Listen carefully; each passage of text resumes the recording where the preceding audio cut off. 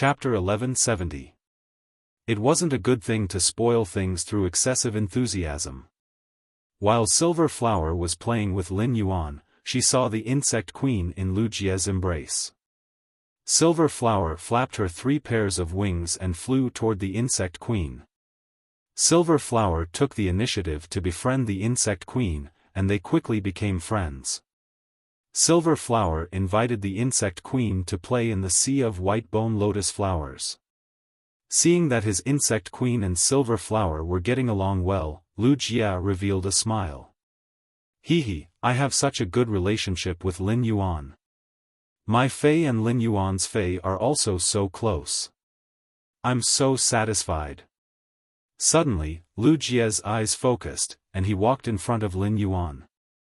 Lin Yuan, the Dry Cliff Bandit King team can't wait any longer.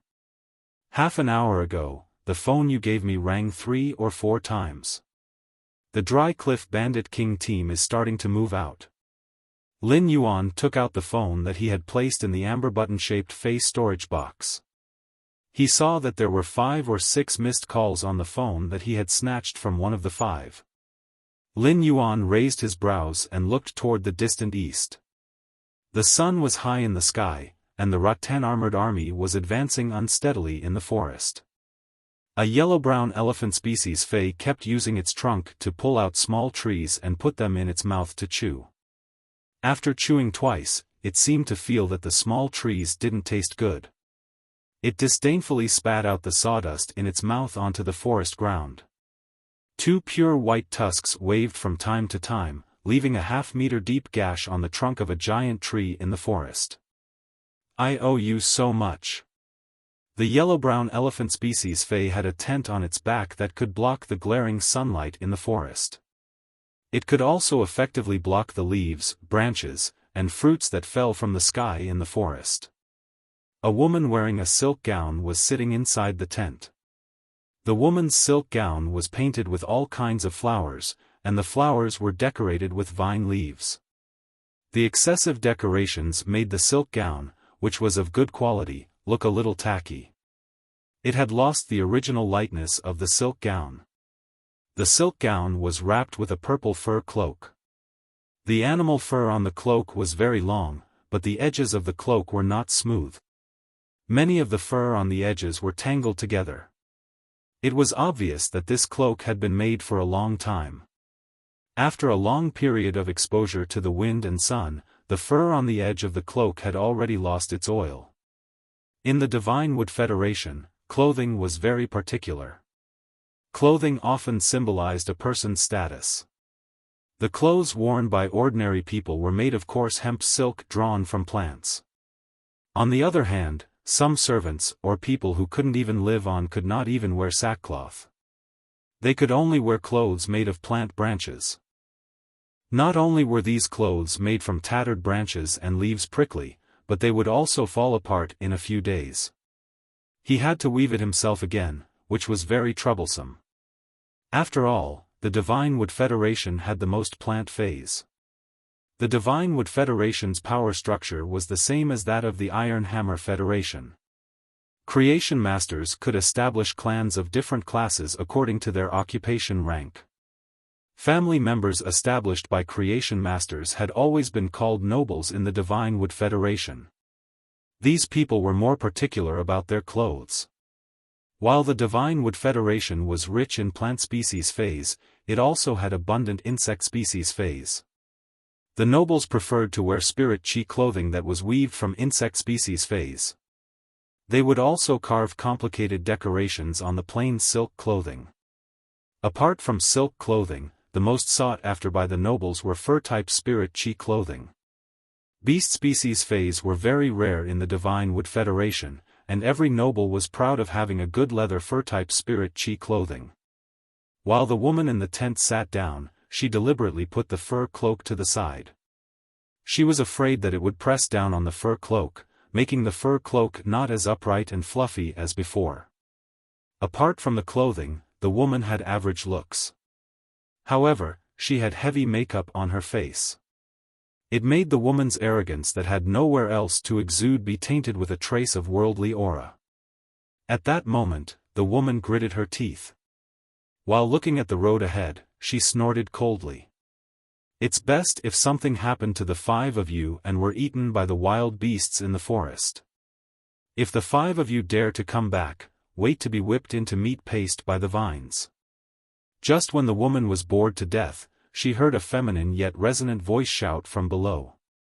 Miss Luoya, the banana wood elephant has been hungry all the way. It's time to feed it something.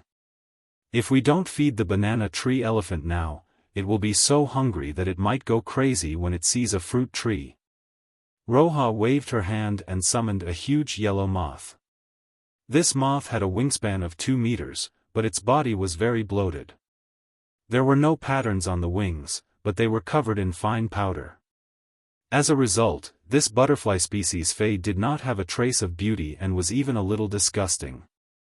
Luoya jumped onto the moth Fei and let it carry her to the ground. Roja frowned and said to the tall long-haired man in front of her.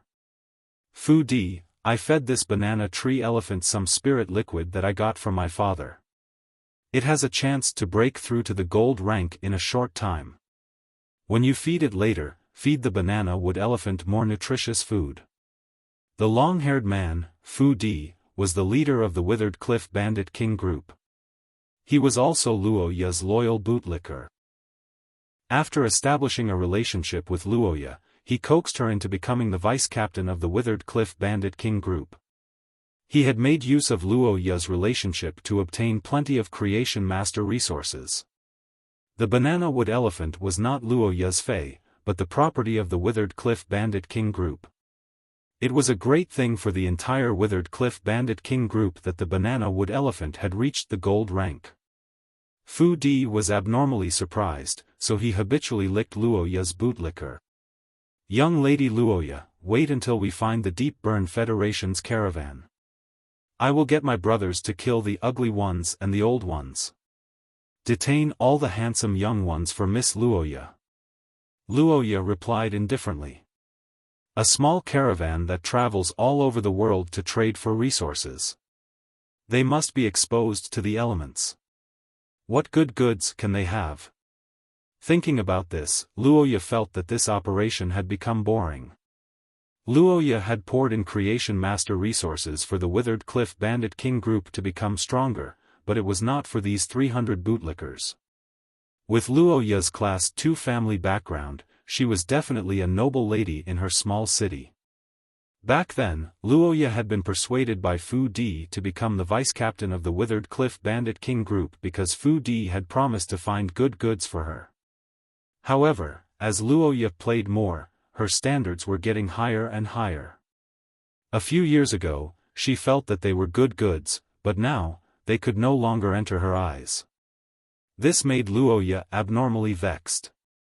Just as Luoya was inspecting the surroundings, she suddenly saw a figure rushing towards the Withered Cliff Bandit King group. End of chapter. Chapter 1171. A cool breeze blew, the sea was calm. The sunlight shone on the surface of the sea, making the sea look like a piece of golden jade. The gold on the surface of the sea and the blue under the sea blended together, forming a rippling warm green. Together with the coconut trees and the freely flying seabirds on the shore, it was as if this scene was made for romance. Suddenly, the wind started blowing. The sea breeze caused the originally calm sea to ripple with clear and crystalline waves. The waves were like silk dancing in the wind, layer after layer wrapping the golden jade-like surface of the sea. A wave of fragrance blossomed on the sea. The moment this fragrance appeared, it sealed off the coast of the island. After the fragrance sealed off the island, lotus leaves grew one after another on the surface of the sea. The lotus leaves connected the sky, instantly covering the entire sea. It completely separated the island from the world, as if everything on the island had nothing to do with the world anymore. The moment the lotus leaves sealed off the island, a shout came from the island. Who are you? Who dares to act so wantonly on this land? The moment the words were spoken, 5 figures appeared in the sky above the island. There were men and women among the 5, all with different postures. One of the experts in the lead had an aura of eternal immortality on his body. The 5 experts released their aura at the same time. The overflowing pressure caused the entire island to shake. The seabirds flying freely above the island were directly blown into pieces by this monstrous pressure. 3 of the experts even waved their hands to summon their spirit creatures. After these spirit creatures were summoned, the pressure above the island became even denser. Suddenly, a light laugh came from within the fragrance. Hee hee. This should be the 3rd pagoda cannon lair on the way. The moment the light laugh came out, the experts above the island with undying aura acted as if they were facing a great enemy. They released their pressure and frantically swept the sea, as if trying to find the location of the person who just made the sound. However, after searching for a while, they still couldn't find anything, causing the experts above the island to shiver. At this time, a girl with waist-length blue hair quietly descended on the largest lotus leaf on the sea. The fragrance fills the air, the makeup reflects the light red. The singing is from the sky, the dance is from the royal palace. Different from the experts above the island who were on guard, the girl on the lotus leaf was very relaxed. There was even a hint of laziness in his expression. The woman's exquisite face had a pair of almond-shaped eyes that could be said to be peerless. The corners of her almond-shaped eyes were slightly raised, and the upward curve made the woman's eyes seem to be blooming with the softest of lotuses. This pair of phoenix eyes with a flirtatious arc appeared on the blue-haired waist-length woman's body, making the blue-haired waist-length woman's natural charm. However, the woman's sharp brows suppressed this charm. The charm of the woman's eyes clashed with the sharpness of her eyebrows, and the extreme feminine and masculine characteristics appeared on her face. It gave this face an extremely neutral beauty. Meanwhile, the woman's cherry lips and fine nose embellished the extreme androgynous beauty, brewing a quality that was even more charming. At this moment, the woman narrowed her eyes and looked at the experts of the Sky Tower cannon on the island. Oh, there's actually an undying pagoda cannon. The strength of this nest is not bad. How lucky. The woman's words were filled with undisguised killing intent. The woman with waist-length blue hair suddenly appeared. However, after the woman appeared, the 4 seas calmed down, as if the entire ocean region had found its backbone. Following which, the water in the sea wantonly cheered, celebrating the arrival of the waist-length blue hair woman. The celebratory waves under the heaven-reaching lotus leaf collided and blended with each other, playing a water movement that could be said to be the sound of nature. The woman waved her hand lightly, and that hint of laziness disappeared from her expression. An aura that could command the world shot out from the woman's body. With a wave of her hand, the calm sea surface split into 8 with the woman as the center. 8 water pillars gathered the water of the 4 seas and rose up, forming a platform under the woman's feet. The waist-length blue-hair woman sat on the platform of the 4 seas, like a lotus blooming in the ocean. Looking at the celebratory platform that the seawater had built for the woman, the only female expert in the sky above the island said in surprise. Able to make the ocean region feel close to her, willing to obey her orders. This ability to communicate with nature, the spirit of heaven's favor. It's actually someone from Heaven-Blessed Dojo. At the mention of Heaven-Blessed Dojo, the experts of the pagoda cannon on the island felt a bit more at ease. The female expert of the pagoda cannon took a step forward and shouted at the blue lotus in the sea. What does your Heaven-Blessed Dojo mean by this? Since when did Heaven-Blessed Dojo dare to cause trouble for the pagoda cannon? As soon as the female expert finished speaking, a phoenix cry that made the night fall resounded. The sun hanging high in the sky was still there, but the boundless darkness had completely enveloped the island. The extreme darkness prevented even a trace of the sun's radiance from shining on the island. Above the dome, a sturdy man wearing a black fishnet robe was looking disdainfully at the island under the night sky. Immediately after, the sturdy man's figure flashed, and a woman's mournful scream resounded in the sky above the island. At this moment, an extremely angry shout resounded from inside the island. Heaven-blessed dojo dares to kill the Crimson Tower's chanter, how dare you? Today, all of you will stay here. Burn to death, scorching world dragon. Immortal body, activate. A scorching and dazzling aura blossomed in the sky above the island, and in the blink of an eye, a world that resembled a lava hell was opened.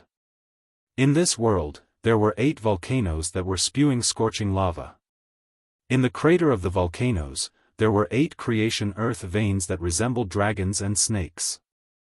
After the scorching world serpent opened up the infernal lava world, the dark night was excluded from the island.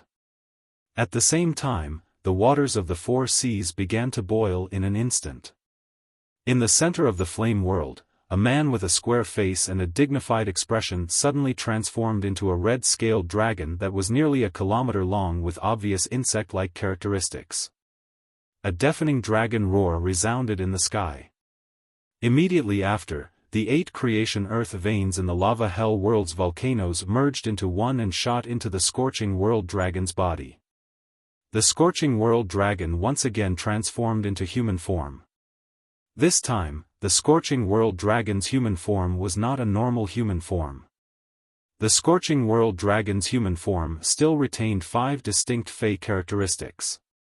2 horns, a pair of dragon wings, a pair of dragon claws, a pair of dragon feet, and a mouth of dragon teeth. The scorching world dragon wore red armor and wielded a dragon bone spear. A playful smile appeared on Bai Feng's face when she saw the scorching world dragon. Amazing, he he he. The immortal armor will only appear after forging the dragon eyes, dragon tail, dragon scales, and awakening the 4th refinement of immortal body. At this point, Bai Feng's heart sank. 4th refinement of immortal body is what you think is enough to keep us here? You're still far from it. As Bai Feng's voice fell, a black phoenix that blotted out the sky appeared in the sky. End of this chapter. Chapter 1172. After the black phoenix appeared in the sky, the air above the 4 seas became even thinner. It was as if even the air was lost in the eternal night and was about to disappear. There was nothing special about the black phoenix. However, this wasn't because the black phoenix's appearance was mediocre. Enveloped by the pure power of night, the black phoenix was like a phoenix-shaped black hole that had split open in the sky. At this moment, the black phoenix flapped its wings, and the boundless night sky above the island was instantly withdrawn into the black phoenix's body. The black phoenix looked even more reserved now that the island was illuminated again. It was so restrained that not even the slightest bit of its own aura leaked out. As Bai Feng transformed back into her true form, the scorching world roaring dragon, who had activated his immortal body, revealed a relaxed expression. Relieved, the scorching world Oregon mocked Bai Feng. Undying level 3, you haven't even awakened the colored armor on your undying body, yet you still shamelessly say you're far from it. Today, you will stay here and be burned to ashes by the flames. Bai Feng said disdainfully as she flung her dark tail feather that was wrapped in the power of eternal night. How can an ordinary Fae like you understand the meaning of being blessed by the heavens? How can you easily imagine the power that the heavens love and care for? Dragon blood stays in the body, dragon marrow is nurtured in the bones. Among the main dragon species Faes, you're considered excellent, but you ultimately didn't condense the dragon ball. For the rest of his life, he will just eat and wait for death on the bloodline of the main dragon species. Today, this dojo master will let a mortal like you know the difference between you and a favored spirit.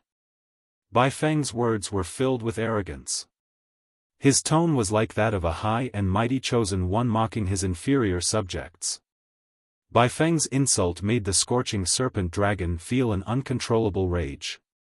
Under the fury of the scorching world serpent, the mantle at the bottom of the ocean was shaking violently, and several volcanoes popped up on the surface of the ocean.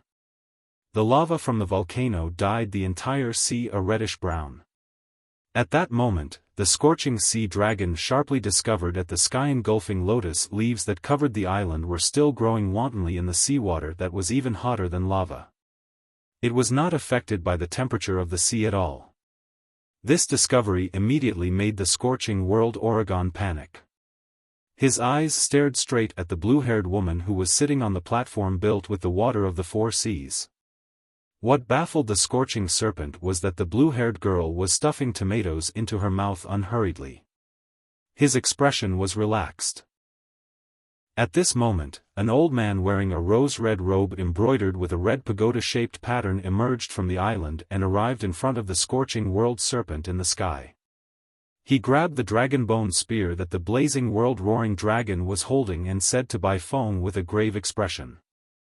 "I didn't expect to see the eternal Night Phoenix, one of the 16 masters of the Blessed Mansion, on this remote island. I forgot to introduce myself. I am the manager of this island's pagoda cannon. I am the pagoda reader under Lord Scarlet Page of the Scarlet Tower." After saying that, the old man's expression turned solemn and his tone was filled with threat. "It doesn't matter if my fae can defeat you or not. As one of the 16 Hall Lords of the Heaven-Blessed Dojo, you attacked my pagoda cannon and even killed a kneeling pagoda chanter personally chosen by Lord Scarlet Page. Your blessed mansion cannot withstand Lord Scarlet Page's wrath." The old man was dumbfounded by the current situation. He didn't understand why the blessed mansion, which had always been cautious with the pagoda cannon, had taken the wrong medicine. Not only had she come to find trouble with the pagoda cannon, but she had also dared to kill someone from the pagoda cannon. Although the old man was the pagoda reader under Scarlet Page of the Tower of Eternity, the death of a kneeling pagoda chanter during the next pagoda cannon meeting. Among the 36 chanters kneeling before the Scarlet Tower, there would be one missing member. Hence, this matter couldn't be concealed no matter what.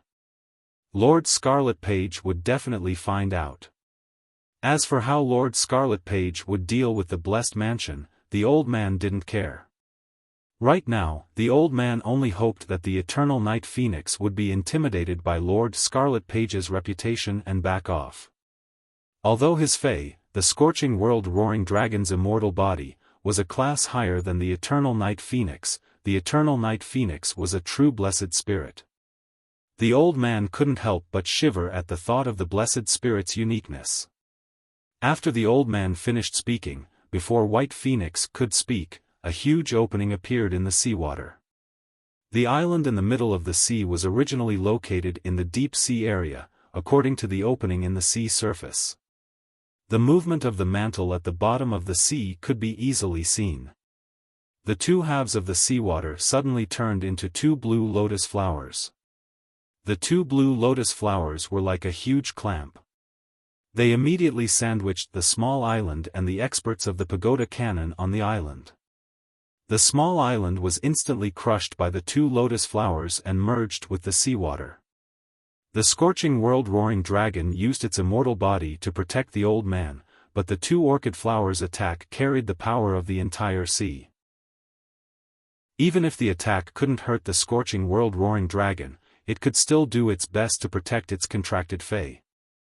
However, the remaining 3 Emperor-class experts of the pagoda cannon and the 3 Emperor-class experts' contracted faes were turned into debris that couldn't be found in the sea under the attack of the 2 blue lotus flowers.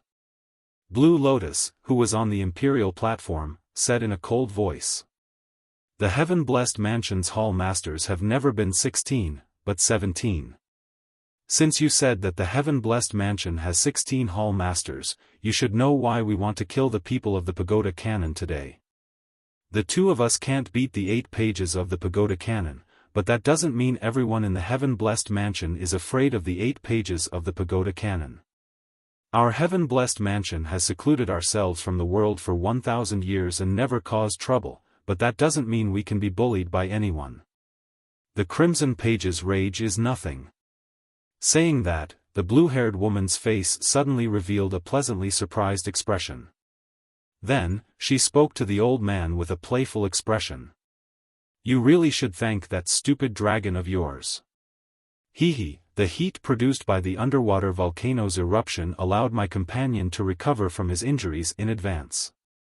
As soon as Lan Lian finished speaking, the brownish-red sea that was dyed by the magma suddenly turned golden red. Red, magnificent red. Gold, dazzling gold. This red was like blood spreading on the seabed, while the gold was like a blazing warm sun rising from the seabed. In the sky above the sea, a tall red-haired man with a thin figure appeared beside Bai Feng, who had transformed into her true form. The man's heterochromatic eyes, one gold and one red, looked at Bai Feng seriously. "Brother Bai Feng, leave the people of the pagoda canon to me." The red-haired man's tone was calm and warm, but it had unquestionable determination and seriousness. Upon hearing the red-haired man's words, Bai Feng sighed and transformed back into her human form. ABC. Chapter 1173. Bai Feng said as she looked at the wound on the red-haired man's arm that had yet to fully heal. "Shueshua, don't force yourself."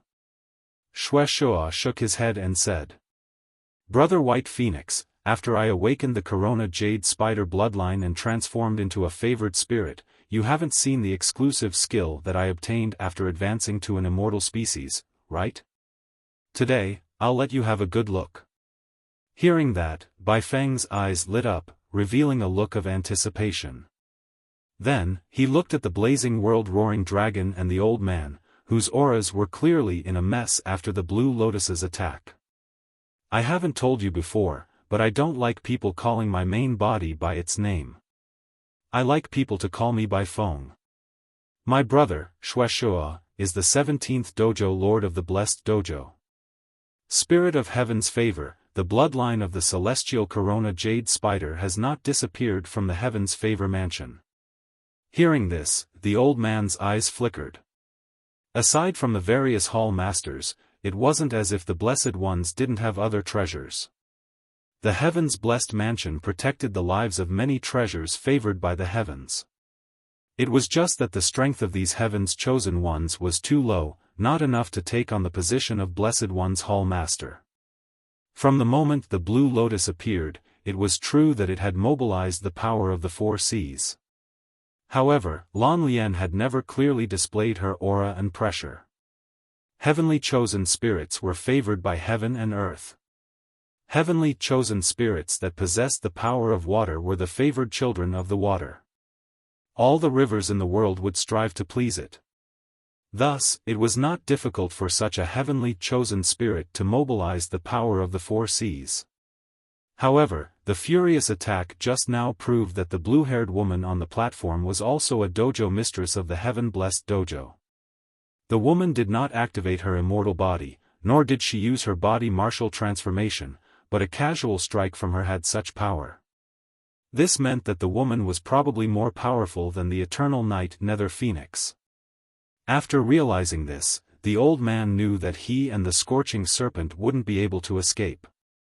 If it was just White Phoenix, the old man knew that even if he used his sacred source life form and the scorching world-roaring dragon activated its immortal body, he would not be able to escape the eternal night Dark Phoenix's attack.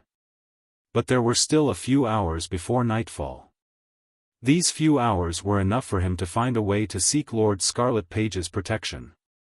If the eternal night Nether Phoenix continued to chase after him, the blessed mansion would have one less owner. Now, however, there was an additional divine spirit that wielded the power of water. Moreover, this was the ocean, and every single tide was a tentacle of the chosen spirit of water. Under the pursuit of Xi Zhang's divine spirit of water, there was no way he could escape the sea. 2 attacks from the 2 heavens blessed dojo masters killed 4 of the Scarlet Tower's kneeling chanters. From this, it could be seen that the other party had no intention of letting him leave alive. The old man was already prepared to die, but when it rains, it pours. The old man, who had the will to die, suddenly realized that the spirit of providence that had attacked the base of the pagoda cannon wasn't one of the 2 spirit of providence. There were 3 of them. He thought too highly of himself. When the blue-haired woman first appeared, she said that this was the lair of the 3rd pagoda cannon. Presumably, the other 2 bases of the pagoda cannon had also been attacked by the 3 heaven-blessed dojo masters. As for why there was no news, the old man was not confused at all. It would be strange if news of the three heaven-blessed dojo masters attacking together had spread. However, looking at the current situation, the injured heaven-blessed dojo master had decided to attack his main Fei, the scorching roaring dragon, alone. Under the old man's perception, the heaven-blessed dojo master discovered that his strength had just evolved from a creation breed to an immortal breed. His immortal body was only at first refinement. The old man believed that with the support of his sacred source life form, the scorching roaring dragon might be able to kill the heaven-blessed dojo master. With that in mind, the old man shouted at Shueshua, Bai Feng, and Lan Lian. "Let's make a bet. If I defeat this heaven-blessed dojo master with the bloodline of the Sky Corona Jade Spider, I won't hurt him, and you'll let me live." Bai Feng was speechless when she heard the old man's words. "Old thing, let's not talk about whether or not you can defeat my brother. Even if my brother falls into a disadvantageous position, do you think I and this iron lady beside me are joking?" As soon as Bai Feng finished speaking, she felt a strong gust of wind rushing towards her face. Bai Feng reached out and caught a tomato out of habit. He picked up the tomato and put it into his mouth with a smile on his face. "I've cheated a tomato." Lan Lian was infuriated. At this moment, Lan Lian's expression was still relaxed. He recalled the exclusive skill that Shueshua had obtained when he had completely activated the celestial jade spider bloodline after advancing to an immortal species. Lan Lian felt that it would take at most 3 minutes for this chaotic sea region to completely return to peace. The old man was enraged when he heard Bai Feng's words. His anger was mixed with hysterical despair. This anger didn't just come from the ridicule in Bai Feng's words. It was because the old man knew that he had fallen into a predicament where he would surely die today. Under this predicament, he had no hope of seeing the activation of the hibernating one. It was also impossible for them to witness the true revival of the world of spiritual energy under the guidance of the pagoda canon. The old man, who knew he was going to die, calmed down after his anger and despair. The old man looked straight at Shueshua and said in a hoarse voice, "What the blessed dojo has done today is no different from declaring war on the pagoda canon." The old man placed his hand on his chest and looked at the crimson pagoda mark on his robe. Immediately after, a cup burning with raging flames appeared in the old man's hand. The old man chanted, "The cup of fire, ignite the flames of the heavens with the power of lava. Burn your body, scorching world drake." As the old man chanted, the entire world seemed to become a part of the cup of fire in an instant. The power of lava at the bottom of the sea boiled violently. The power of lava formed a stream that rushed up from the bottom of the sea and poured into the cup of fire. As the power of lava poured into the goblet of fire, the entire sky was set ablaze. The world was filled with burning clouds of fire. The clouds of fire scattered flames like rain. These flocculent flames caused the temperature between heaven and earth to suddenly reach a peak. Under this intense temperature, the sea level dropped at a speed visible to the naked eye. After activating its immortal body, the scorching world drake held the dragon-bone spear upside down. The aura of the scorching world drake and the dragon-bone spear merged into one. After activating its immortal body, the scorching world drake performed spirit return and entered its most powerful battle form. At this moment, the body of the scorching world drake that was burning the world grew several dragon bones that broke through its flesh. These dragon bones were extremely sharp and were surrounded by a high temperature that could burn everything. The cold light that flickered at the tips of the bones manifested the lethality of these protruding dragon bones. ABC Chapter 1174. The blazing aurochs did not engage in close combat with Shueshua immediately. Instead, it coordinated with the sacred source life form, the goblet of fire, and directed the flames to attack Shueshua. This seemingly perfunctory attack was the blazing aurochs' attempt to test Shueshua's strength. The blazing aurochs had never come into contact with a heaven-blessed spirit before, let alone fight one. Hence, the blazing aurochs were unconvinced by Bai Feng, who was a level 3 immortal. Moreover, Shueishuo had just become an immortal species. However, the caution of a contractor forced the blazing aurochs to be cautious. Shueishuo did not move when he saw the flames flying towards him.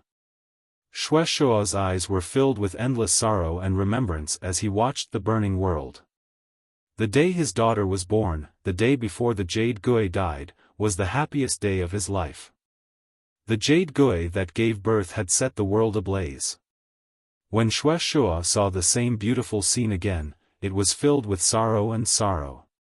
He thought of his daughter, whose fate was unknown, and his wife, who had died at the hands of the 5 pages of truth. The sorrow and remembrance in Shueishuo's eyes instantly turned into determination. I thought everyone in the Tower Canon would be familiar with the uniqueness of the Celestial Corona Jade Spider's bloodline. Playing with fire in front of the Celestial Corona Jade Spider's bloodline, you overestimate yourself. Sundial, Extreme Young Fire, Celestial Corona Jade Robe. When Shueishuo shouted the words, Celestial Corona Jade Robe, the setting sun in the sky shone with dazzling light. It was unknown if the sun had absorbed the light from the fire clouds, or if the light from the sun had covered the fire clouds and dimmed them. In short, only the rising sun shone with a jade-like luster. The jade-like flames formed a robe that covered Shueishuo's body. At this moment, all the flames in the sky, including the sacred source lifeform's goblet of fire, flew towards the Celestial Corona Jade Robe on Shueishuo's body. The Celestial Corona Jade Robe greedily absorbed all the hot flames and became more solid. Shueishuo pointed at the spot between his eyebrows. In an instant, a bright red spot appeared on his forehead. Shueishuo, who wore a jade robe and had blood on his forehead, walked toward the old man and the blazing world-roaring dragon in a leisurely manner. No one knew if it was because the bright red color between Shueishuo's eyebrows was too soul-stirring, or if the jade-clothed Shueishuo was like a sun god descending to the mortal world. With every step that Shueishuo took, the pressure that the old man and the scorching world Oregon had to endure increased. The blazing world-roaring dragon could no longer endure the pressure that Shueishuo was exerting on it. It suddenly attacked Shueishuo. As soon as the heavy fist, which was covered with bone spikes, touched Shueishuo's sky gui jade robe, the left arm of the dragon, which had activated its immortal body and entered the soul-returned state, was burned into nothingness by the robe. Shueishuo looked at the scorching world-roaring dragon in front of him and said, "The temperature of the Celestial Corona Jade Robe is the temperature of the sun's surface. A main dragon species Fey that hasn't even condensed a dragon ball has to fear the sun even if it knows how to play with fire." As he spoke, Shueishuo spread his arms and embraced the blazing world-roaring dragon.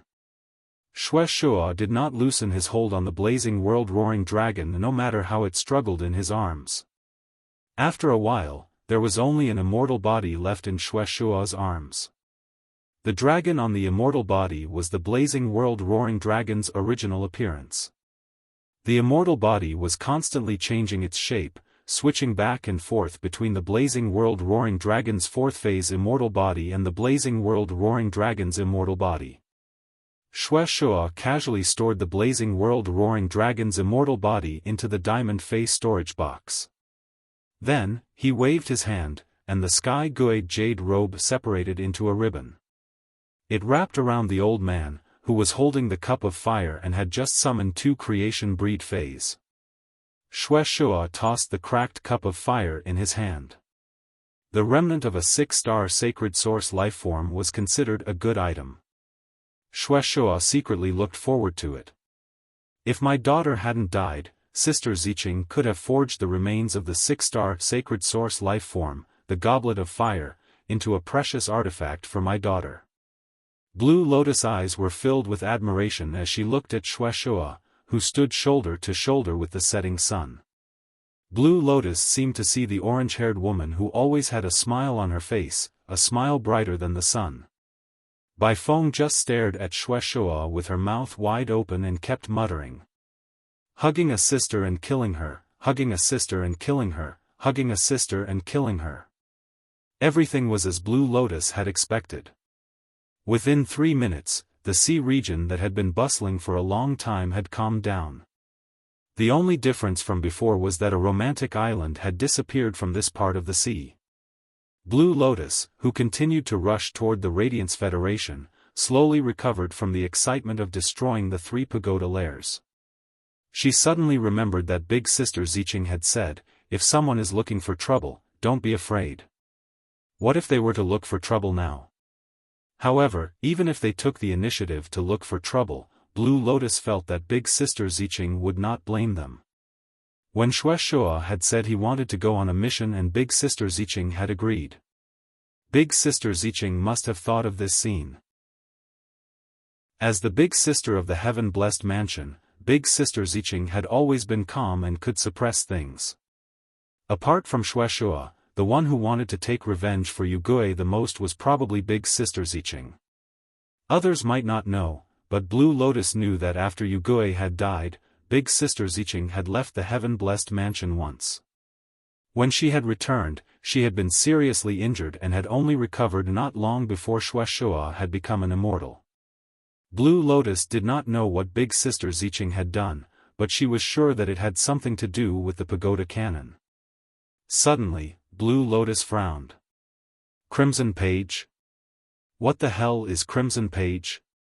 Shouldn't the 8 pagodas in the pagoda cannon be the Tower of Destiny, the Tower of Revival, the Tower of Eternal Sin, the Tower of Instant Destruction, the Tower of Truth, the Tower of Whipping, the Tower of War, and the Tower of Decay? The page of the pagoda cannon should be the Destiny Page. When did the Tower of Destiny become the Crimson Tower? The Destiny Page became the Crimson Page? Blue Lotus was very clear about the nature of the pagoda cannon. Every leader and chanter of the pagodas in the pagoda canon had supreme faith in the pagodas. Therefore, it was impossible for the leader and chanter to remember the names of the pagodas and leaders they were in. Therefore, Blue Lotus firmly remembered the Crimson Tower and the Crimson Page in her heart. She planned to ask Big Sister Zicheng when she returned to the heaven-blessed mansion and see if she knew what was going on. After traveling for almost an hour, Bai Feng suddenly slapped Shueshua's back excitedly and laughed heartily. "Brother, you have obtained the exclusive skill, Heavenly Phantom Jade Robe, after advancing to an immortal species.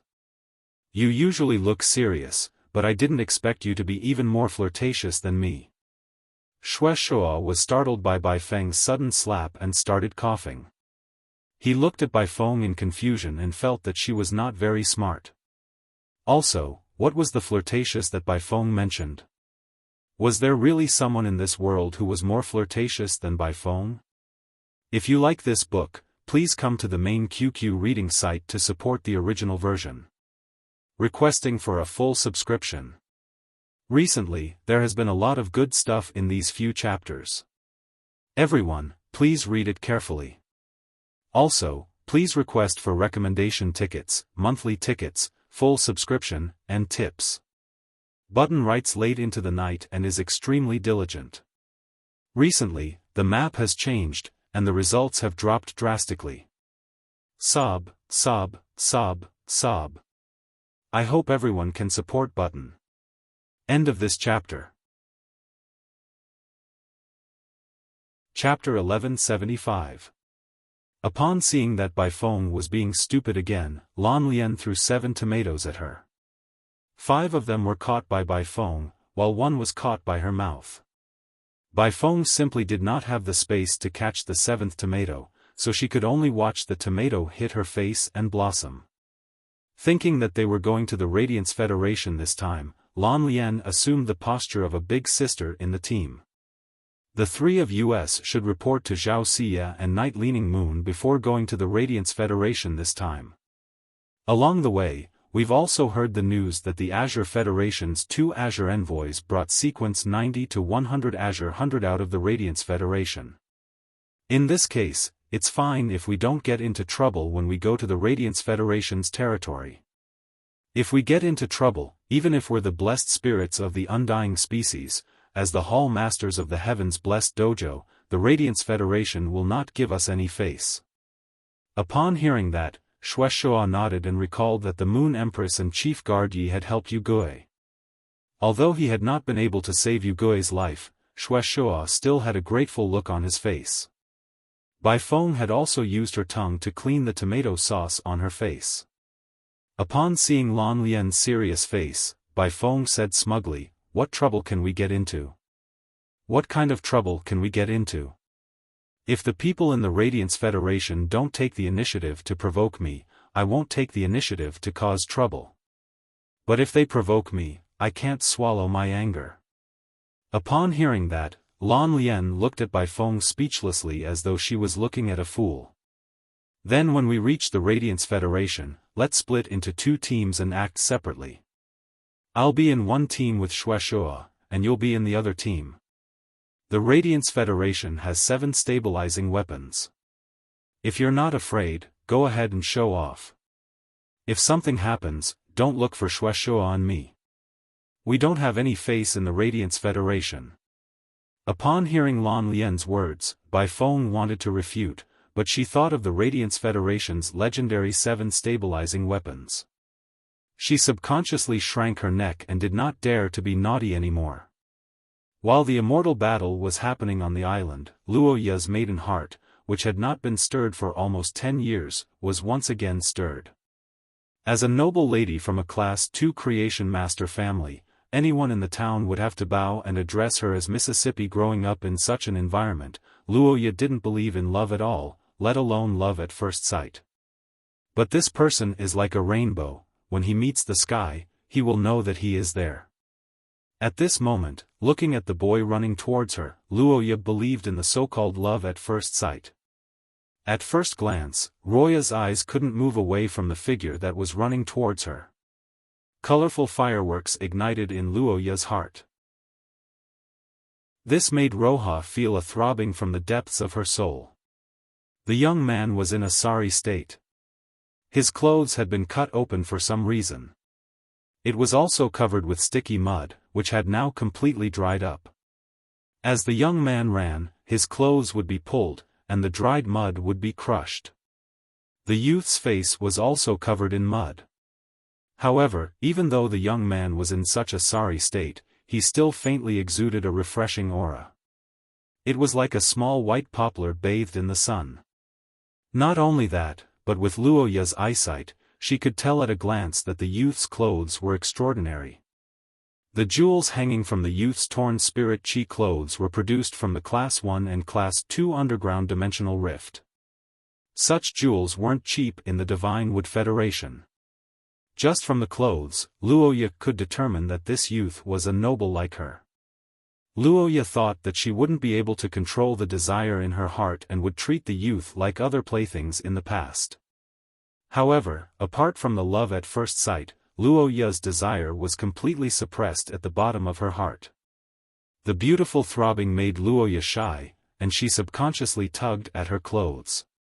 She shook the purple fur cloak that symbolized wealth that was draped over her body. The Dry Cliff Bandits leader, Fu Di, was also startled when he saw Lin Yuan. From the color of Lin Yuan's hair and eyes, Fu Di could determine that the youth in front of him was from the Deep Lush Federation. The Deep Lush Federation was a federation with a commercial civilization, and there were many rules that needed to be secretly followed. One of the rules was that within a region, as long as the Deep Lush Federation's caravans were stationed to hold a gathering and trade goods, the other Deep Lush Federation's caravans couldn't stay here and compete for resources. It could be said that 99% of the people from the Deep Lush Federation that appeared in the Divine Wood Federation and the Iron Hammer Federation's territory were members of the caravans. Of course, there were always exceptions. The Deep Lush Federation, which was a federation with a commercial pillar, also had some mysterious reclusive clans. It was rumored that the reclusive clans controlled immeasurable wealth. When the Deep Lush Federation's reclusive clan's descendants were young, they would choose to train in the Divine Wood Federation and the Iron Hammer Federation's territories. The reclusive clan's descendants that went out to train would often have powerful retainers following them to deal with any possible emergencies. As the leader of the Dry Cliff Bandits, Fu Di could definitely be considered an experienced adventurer. Even if he hadn't been to this forest before, just based on the strength of the Fays he encountered, Fu Di could determine that there wouldn't be any overly powerful Fays in this forest. Otherwise, they would have been attacked by powerful Fays if they swaggered around in the forest. Fu Di had been searching for good goods for Luoya all these years. Therefore, Fu Di understood Luoya's preferences the best. The youth in front of him had dirt on his face, and he couldn't see his appearance clearly. However, the youth gave off a feeling that Luoya definitely liked. Fu Di was certain that after wiping the youth's face clean, as long as the youth wasn't ugly, Luoya would definitely love him. If Luoya was happy, she or the other members of the Dry Cliff Bandits might be able to obtain some Creation Master resources. This way, the overall strength of the Dry Cliff Bandits would be enhanced. Fu Di originally wanted to ask 2 members of the bandits to capture the youth. However, Fu Di then thought about it. If he personally brought the youth over, it was possible that Luoya would be happy and generously give him some rewards. Selfishly, Fu Di took a step forward and yelled at Lin Yuan. "Kid, get over here. You are from the Deep Lush Federation's caravan, right?" Just as Fu Di shouted, he heard Luoya say angrily to him, "What are you shouting for? Be civilized. What kind of manners are you shouting?" After hearing Luoya's words, Fu Di was confused. "Big sister, your voice is much louder than mine just now. Also, when did Big Sister talk about manners?" Under the watchful eyes of the 300-meter bandits, "Big Sister, you have had a lot of fun too." Immediately after, Fu Di saw Luoya's face blushing as she stepped forward and spoke to the youth who had stopped. ABC. Chapter 1176. Big brother, come over here. Big brother, come over here. While speaking, Luoya took out a silk handkerchief and handed it to him from afar. She said even more shyly, "We have water here. Big brother, wipe your face with the handkerchief first. Don't be afraid. I am from Nanmu City's 2-star family, the Luo family. If you encounter any trouble, you can tell me directly. I might be able to help you." Luoya's delicate voice sounded. He subconsciously thought of Wang Fuxiang. Her voice is too coquettish. Then he thought of what the 5 Dry Cliff Bandits had said. Lin Yuan felt that Luoya's current state was somewhat different from what the 5 scouts had said. While he was thinking, the jaws of the 300 Dry Cliff Bandits, including Fu Di, almost dropped to the ground. Because in their impression, they didn't remember when Roha spoke to someone in such a tone. However, Fu Di's brows immediately furrowed. He looked at Lin Yuan with a somewhat complicated gaze, which was then filled with determined killing intent. Fu Di was ambitious and rather courageous. However, the Dry Cliff Bandits had been developing for many years, and they could only barely maintain their level. This was because no matter how hard Fu Di and the Dry Cliff Bandits worked, they wouldn't be able to increase their combat power significantly without the resources of Creation Masters. It was possible to find Creation Masters to help with Radiance Dollars and spiritual ingredients in the Radiance Federation. However, Creation Masters were absolute nobles in the Divine Wood Federation. If you took the Deep Brahman Dollars and spiritual ingredients to find a Creation Master for help, they wouldn't just refuse to help without any connections. They might even steal the deep Sanskrit coins and spirit materials you've brought with you. The Dry Cliff Bandits' current development was all because Fu Di had met Luoya and obtained Creation Master resources from her. Therefore, no matter what, Fu Di had to tie Luoya to the Dry Cliff Bandits' war chariot. Fu Di had always been very confident about this. This was because Fu Di knew that Luoya was a playboy. He just had to constantly find new stimuli for Luoya according to her preferences. Luoya would always stay in the Dry Cliff Bandits and occasionally pour some Creation Master resources into the Dry Cliff Bandits when she was in a good mood. But now, there was a player who didn't play by the rules and suddenly shyly played with feelings. To put it simply, Roja didn't need any new stimulation. This situation will make him and the Dry Cliff Bandits lose their role in Roja's hands. In the worst-case scenario, Luoya might be waiting for the youth from the Deep Fanatic Federation to leave before leaving with him. When that time came, the Dry Cliff Bandits would return to their previous state of not having any Creation Master resources. Fu Di had thought things through clearly, but it wasn't easy to put them into practice. Fu Di felt that if he rashly killed the youth in front of him, Luoya would definitely not be willing. Luoya's main fei, the Mist Anti-Poison Moth, was Gold 7/Flawless. Fu Di's main fei, the Flesh-Devouring Vine, was only Gold 7/Elite. Although the Devouring Vines and the Mist Anti-Poison Moths were of the same level, there was a difference in quality. Looking at the shyness in Luoya's eyes, as well as the inexplicable affection, Lin Yun couldn't help but laugh. Fu Di was sure that as long as he made a move against this youth, Roja wouldn't hesitate to attack him and the 300 brothers behind him. Fu Di prayed that after the youth wiped his face, he would reveal a beehive garlic nose, purple lips, and triangular eyes. His face would also be covered with spots and bumps. However, this thought was completely shattered in Fu Di's mind in less than 5 seconds. After wiping away the mud, the youth's face was clean and fair, with distinct edges. He had thick eyebrows and long eyelashes, and his eyes were bright and full of expression. It was as if a bottomless pool was brewing in his bright and piercing eyes. While the youth's temperament was gentle, it also carried a very high-level mystery. The flawless nose on the youth's face increased the charm of his eyes by at least 30%. Seeing that Roja was so shy that she lowered her head and didn't dare to look at the youth, the killing intent in Fu Di's eyes intensified. He tried his best to resist the urge to attack the youth. The rest of the Dry Cliff Bandits weren't fools. They naturally knew that the current development of the Dry Cliff Bandits was all due to Roja's Creation Master resources. Lin Yuan's appearance gave everyone the same sense of crisis as Fu Di. Roja's back was facing Fu Di and the Dry Cliff Bandits, so she couldn't see their eyes. However, Lin Yuan could see it clearly. The corners of Lin Yuan's mouth couldn't help but curl up slightly. He glanced at Fu Di and the bandits behind him.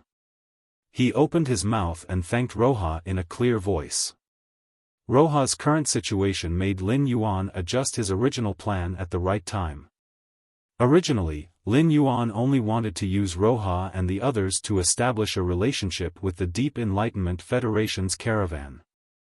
Then, he would capture Roja and bring her to the underground palace and use any possible means to get the information he needed from her. He would also get rid of the information and understand the Divine Wood Federation situation in a real sense from the natives. However, Lin Yuan now felt that it was more useful to leave Roja outside than to capture her and bring her back to the Forbidden Area. Roja came from a 2-star family in the Divine Wood Federation's Nanmu City.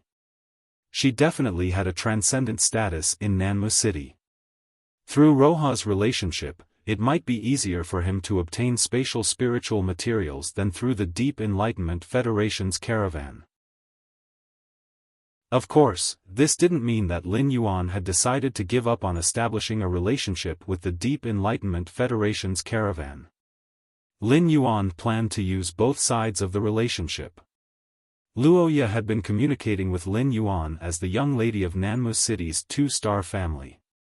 He didn't even mention that he was the vice-commander of the Dry Cliff Bandits, as if he wanted to draw a clear line between himself and the Dry Cliff Bandits. The sense of urgency in Fu Di's heart grew stronger.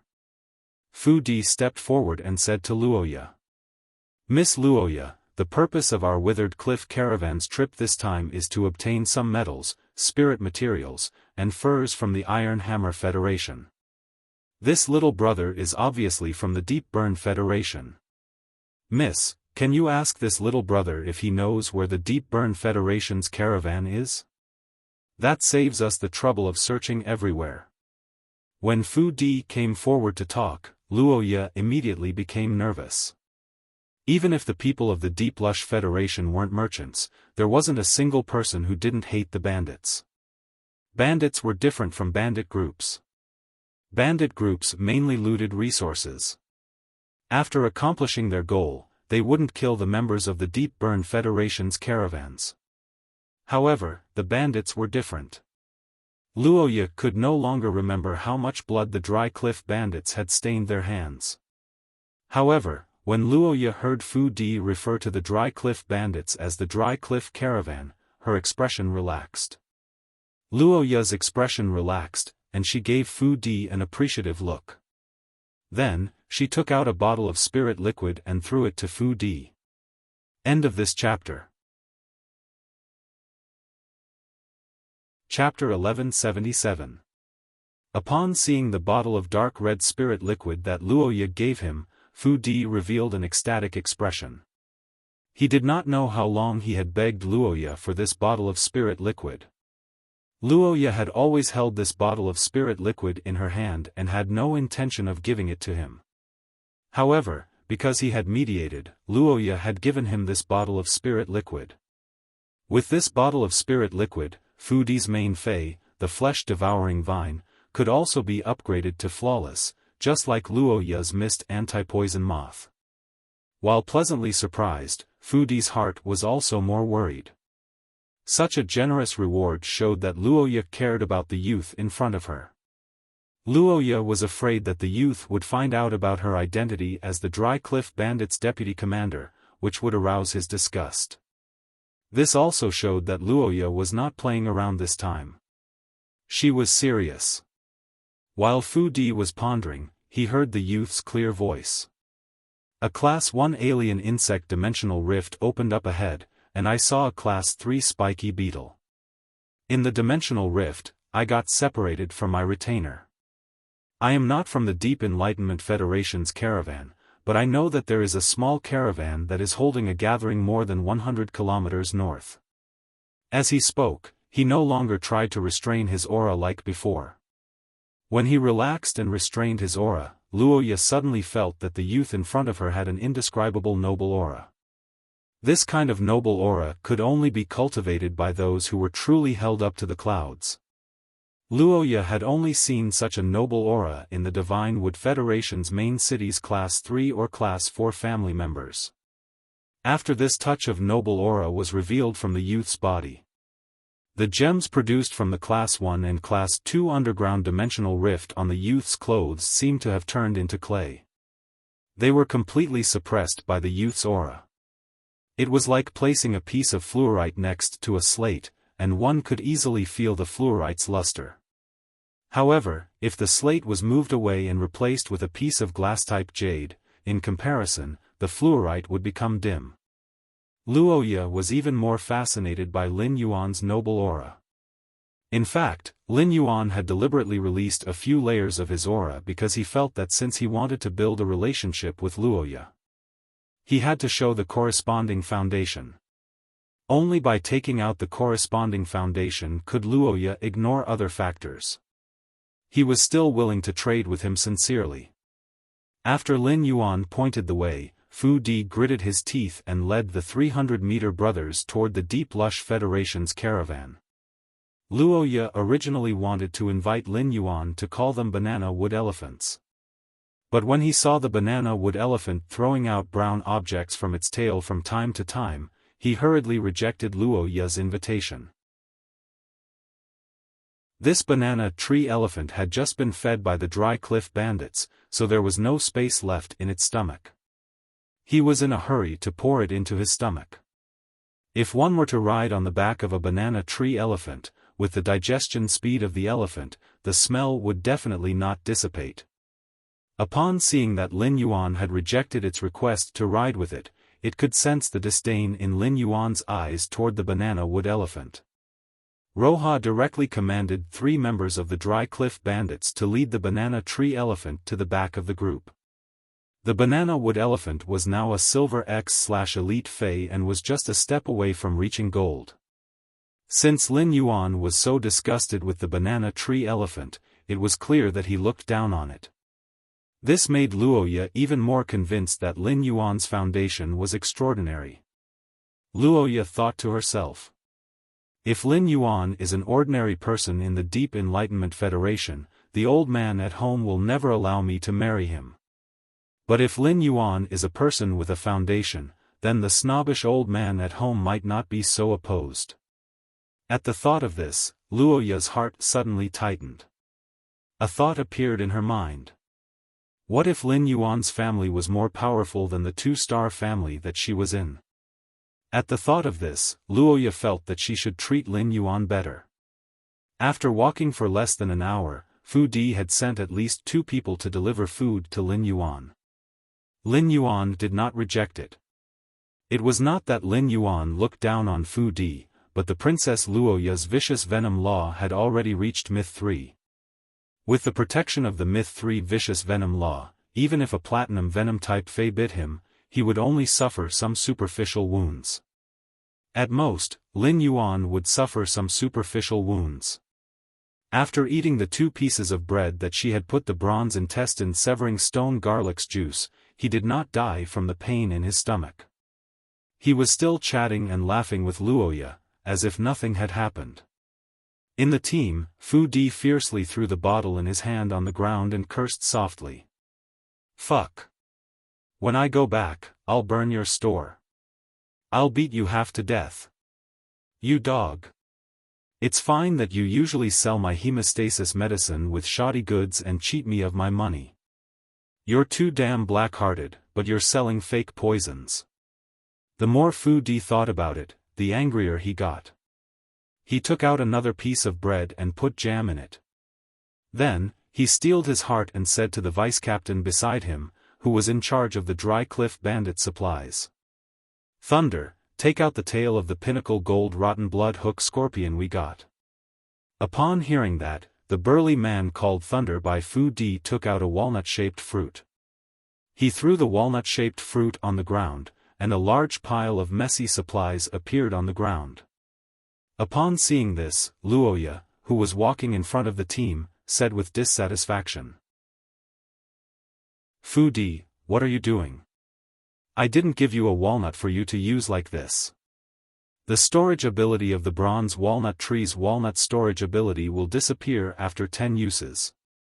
Don't tell me you don't know this common sense." Hearing Luoya's words, Fu Di hurriedly smiled. "I need to pick some materials and trade them with the Deep Vendor Federation's Merchant Guild for hides and metals." When Luoya heard this, she immediately felt that she had wronged Fu Di. After thinking for a moment, Luoya threw a bottle of spiritual liquid at Fu Di and said, "I concocted this bottle of spirit fluid myself. It can upgrade a pinnacle bronze Fae to silver. If you don't need it, just watch and see how it's distributed." Holding the spirit liquid that Luoya threw over, Fu Di wasn't happy. Instead, a vicious look appeared on his face. Fu Di's words were mainly to see if Luoya had made up her mind to let the Withered Cliff Bandits disguise themselves as the Withered Cliff Caravan and give up on robbing the Deep Cult Federation's caravan. As expected, Luoya gave up. Fu Di, who was on the road again, took the rotten blood hook scorpion's tail and squeezed the venom into the bread's jam without leaving a trace. Fu Di sneered in his heart. "Kid, you were lucky to eat a fake poison. This time, I'll let you eat the venom from the pinnacle gold rotten blood hook scorpion's tail. Let's see if you will die." Chapter 1178. Fu Di was afraid that Lin Yuan would smell the faint fishy smell of the rotten blood hook scorpion's venom in the jam, so he added 2 more spoonfuls of jam to the bread. Fu Di quickly walked to Lin Yuan's side while holding the bread with added ingredients. He grinned and said very politely to Lin Yuan, "Brother, I wonder how long it will take for us to trade with the Deepream caravan when we reach our destination. This time, we, the Dry Cliff Bandits, the Chamber of Commerce has prepared a lot of resources. I'm sure we won't be able to finish all of them by nightfall. Have another piece of bread. I won't be hungry at night. I've added a lot of jam from Nanmu City into this bread. I guarantee it'll be delicious.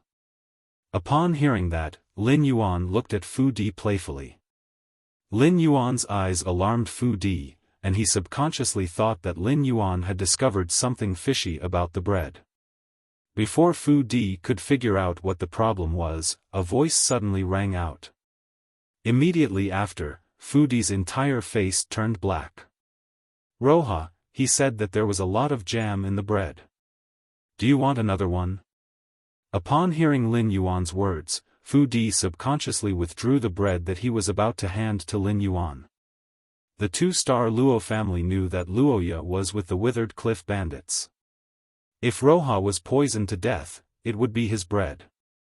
The Luo clan would definitely find him and pull out his tendons and bones. With the power and connections of a two-star family like the Luo family, there was no place for him, a leader of a small bandit group, to hide.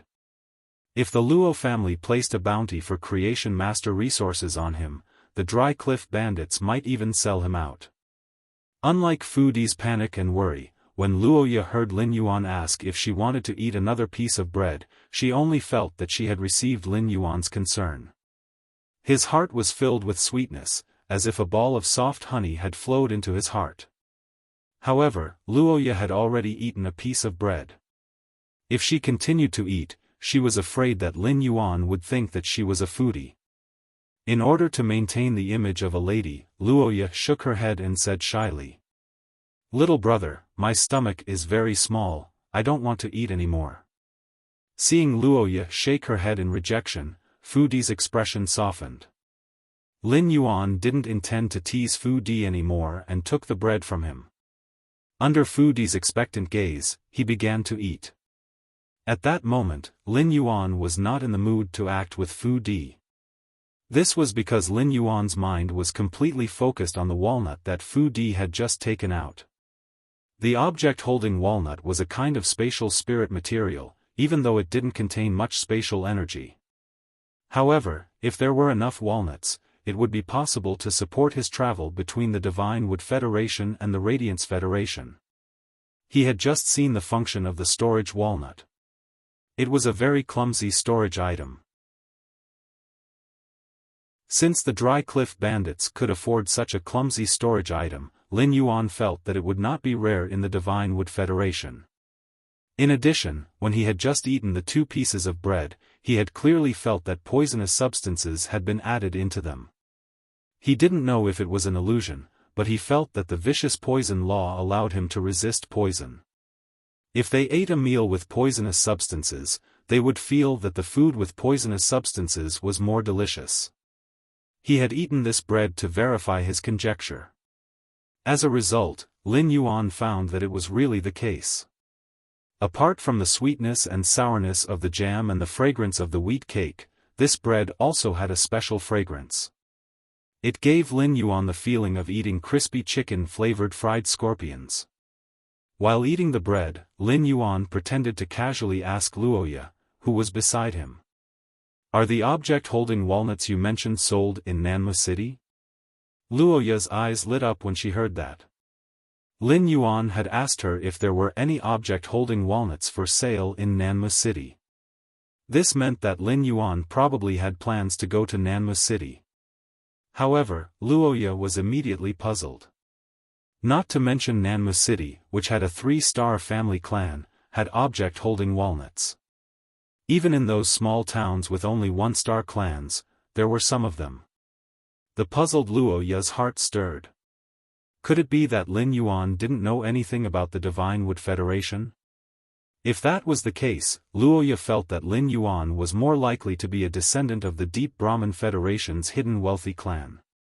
When ordinary youths in the Deep Brahman Federation were 11 or 12 years old, they would follow caravans and travel between the Divine Wood Federation and the Iron Hammer Federation. In such an environment, even a fool would not know about the object-holding walnuts. Only the descendants of the Deep Brahman Federation's hidden wealthy clans would receive elite education from their clans from a young age. They would learn abilities and nurture their bearing. For example, social experience and common sense were all mastered in a short period of time after coming out to train. The more Luoya thought about it, the more she felt that she had seen through the truth. Luoya decided to test Lin Yuan. Luoya first answered Lin Yuan's question. Nanmu City's auction house often has silver object holding walnuts for auction.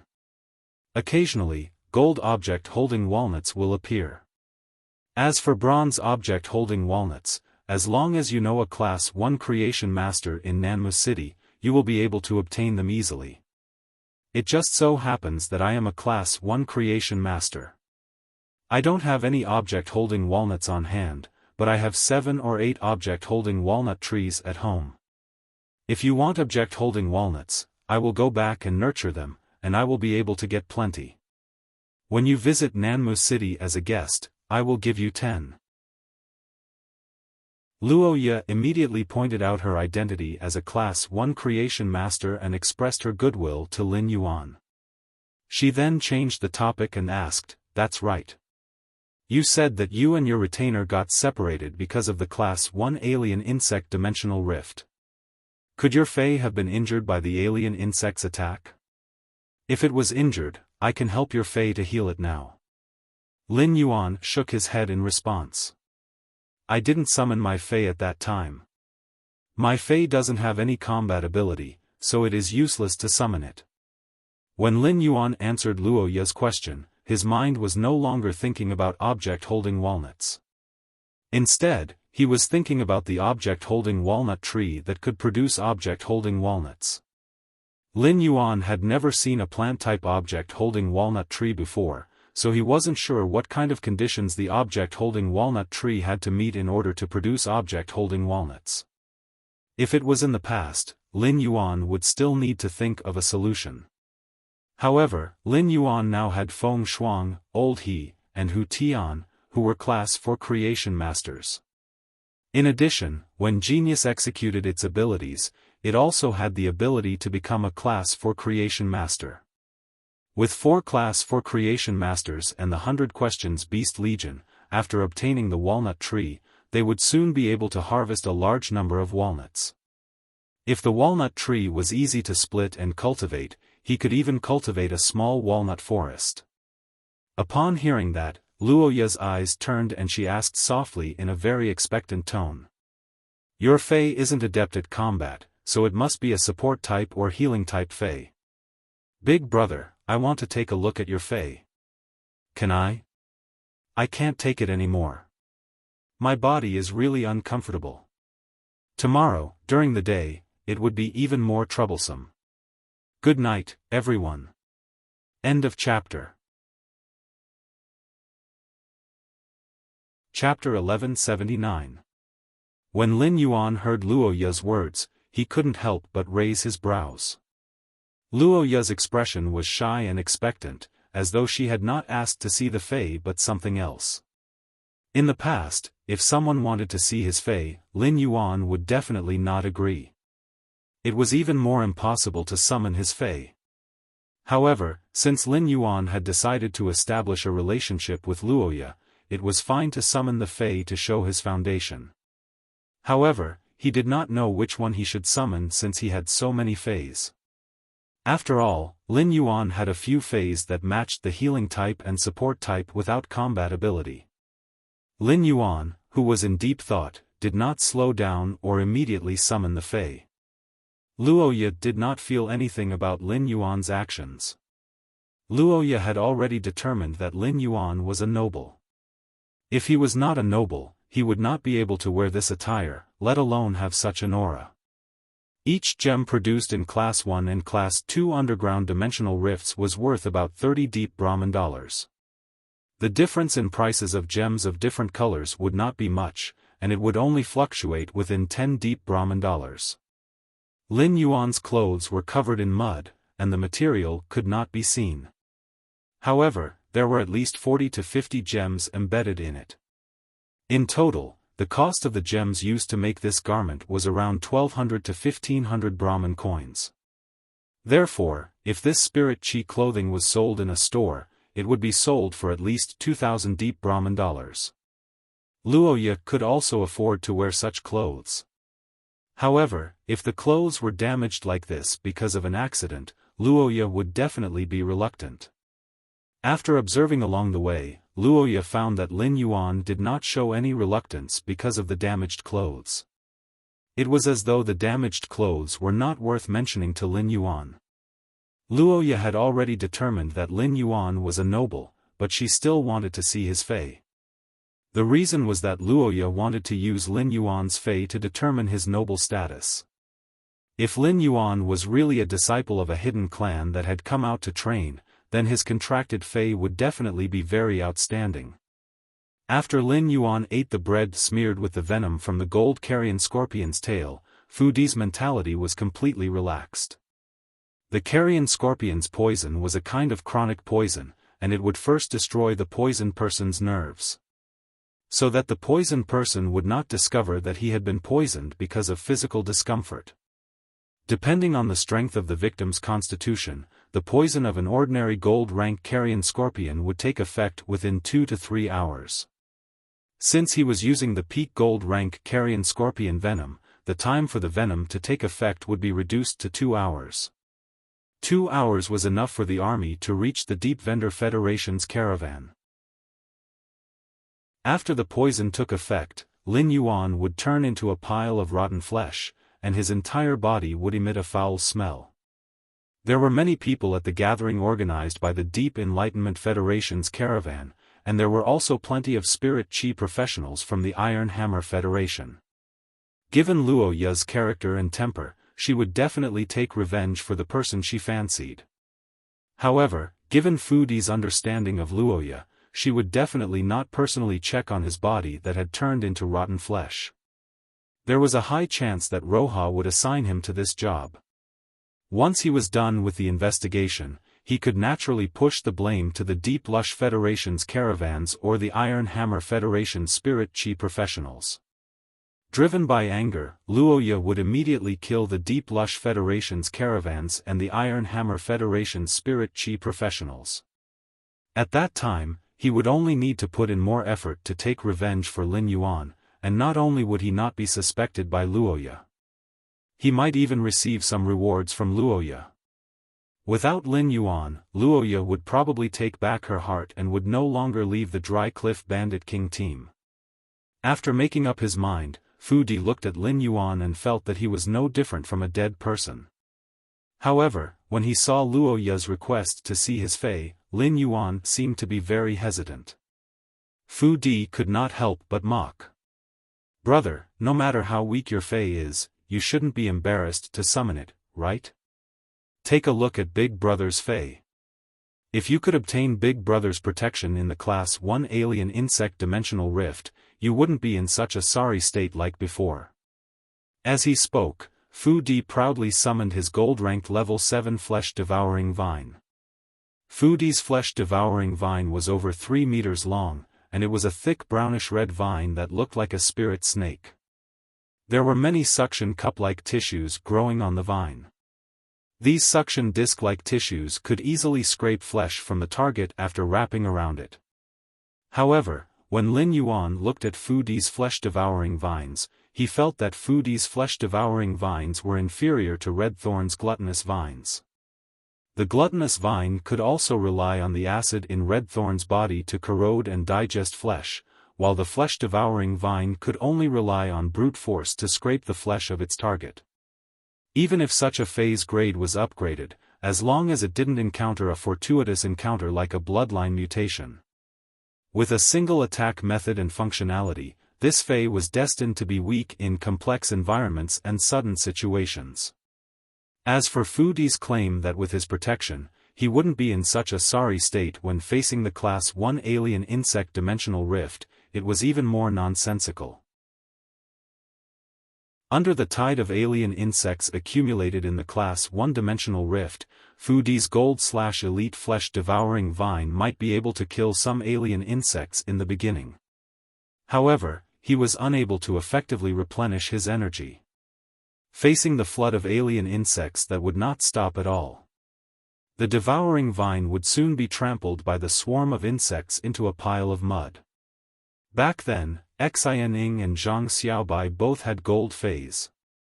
Xian Ying's and Zhang Xiaobai's gold phase were much stronger than Fu Di's.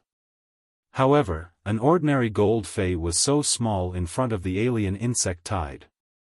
Even 20 gold feis would be wiped out by the Class 1 alien insect tide, unless there was a power with a qualitative change that could take charge of the overall situation. For example, Spirit Guard Dong Hai's Platinum/Epic Shadow Dire Wolf. This was also why Red Thorn had been so shocking when it had spawned the Sea of Flowers to fight against the alien insect tide. Fu Di had already poisoned himself 3 times. Lin Yuan didn't intend to let Fu Di survive after this trip. Lin Yuan's disregard made Fu Di, who had a flaunting expression, look very embarrassed. When Fu Di mocked Lin Yuan, Luoya frowned and glared at him. No matter what, Fu Di was someone who was on the same trip as her. Fu Di's words to Lin Yuan would easily cause him to have negative emotions toward her. In order to protect her image in Lin Yuan's heart, Luoya hurriedly tried to smooth things over. Your clothes are dirty, and you haven't washed them yet. Summoning the Fae will likely dirty it. Why don't you? Just as Luoya was thinking of a way to smooth things over, the youth raised his hand. A white cat with many tails appeared in the youth's arms. End of this chapter. Chapter 1180. A person's preferences would often depend on their living environment. It could be said that the Divine Wood Federation's ordinary people were all silk lovers and pursued all kinds of clothing and supplies made of Fae's silk threads. The nobles, without exception, were all fur lovers. The Divine Wood Federation's nobles would often collect precious fur coats and use them to make carpets and curtains. It was just like how the Radiance Federation's members liked to place ornaments made of completely jade-textured wood at home as a facade. Luoya was also a member of the Divine Wood Federation's nobles, so she was naturally no exception. Luoya, who was a fur lover, looked at the cat with many tails in Lin Yuan's arms and couldn't help but let out a cry. Apart from wearing fur products, the Divine Wood Federation's nobles' other dream was to raise a pet with beautiful fur at home. Luoya raised a few small beasts in Nanmu City. However, those small beasts could only have pure-colored fur at most, and the fur quality couldn't be compared to the cat in Lin Yuan's arms. The cat's fur was as white as the snow in the Iron Hammer Federation's north. The cat's blue eyes were even purer than expensive Paraiba tourmalines. What fascinated Luoya the most was this cat Fae's 8 long tails. Each of the 8 long tails was much longer than the cat's body, and the tails had a silk-like texture when they swayed softly. Luoya had never seen any animal's fur as soft as this cat's. After this 8-tailed snow-white cat Fae was summoned by the youth, it acted coquettishly to the youth. It used its 8 tails to gently caress the youth's spirit chi clothes that were covered with mud. The movement of the cat's tail was clearly very gentle, but it seemed to have a lot of magic. In a few moments, it cleaned up the dirt on Lin Yuan's spirit chi clothes. Upon seeing Lin Yuan's clean spirit chi clothes, Luoya immediately blushed and lowered her head. Through the opening on the spirit chi clothes, Luoya could faintly see Lin Yuan's wheat-colored skin. Lin Yuan reached out to rub Genius's small head, and Genius immediately meowed with a childish voice.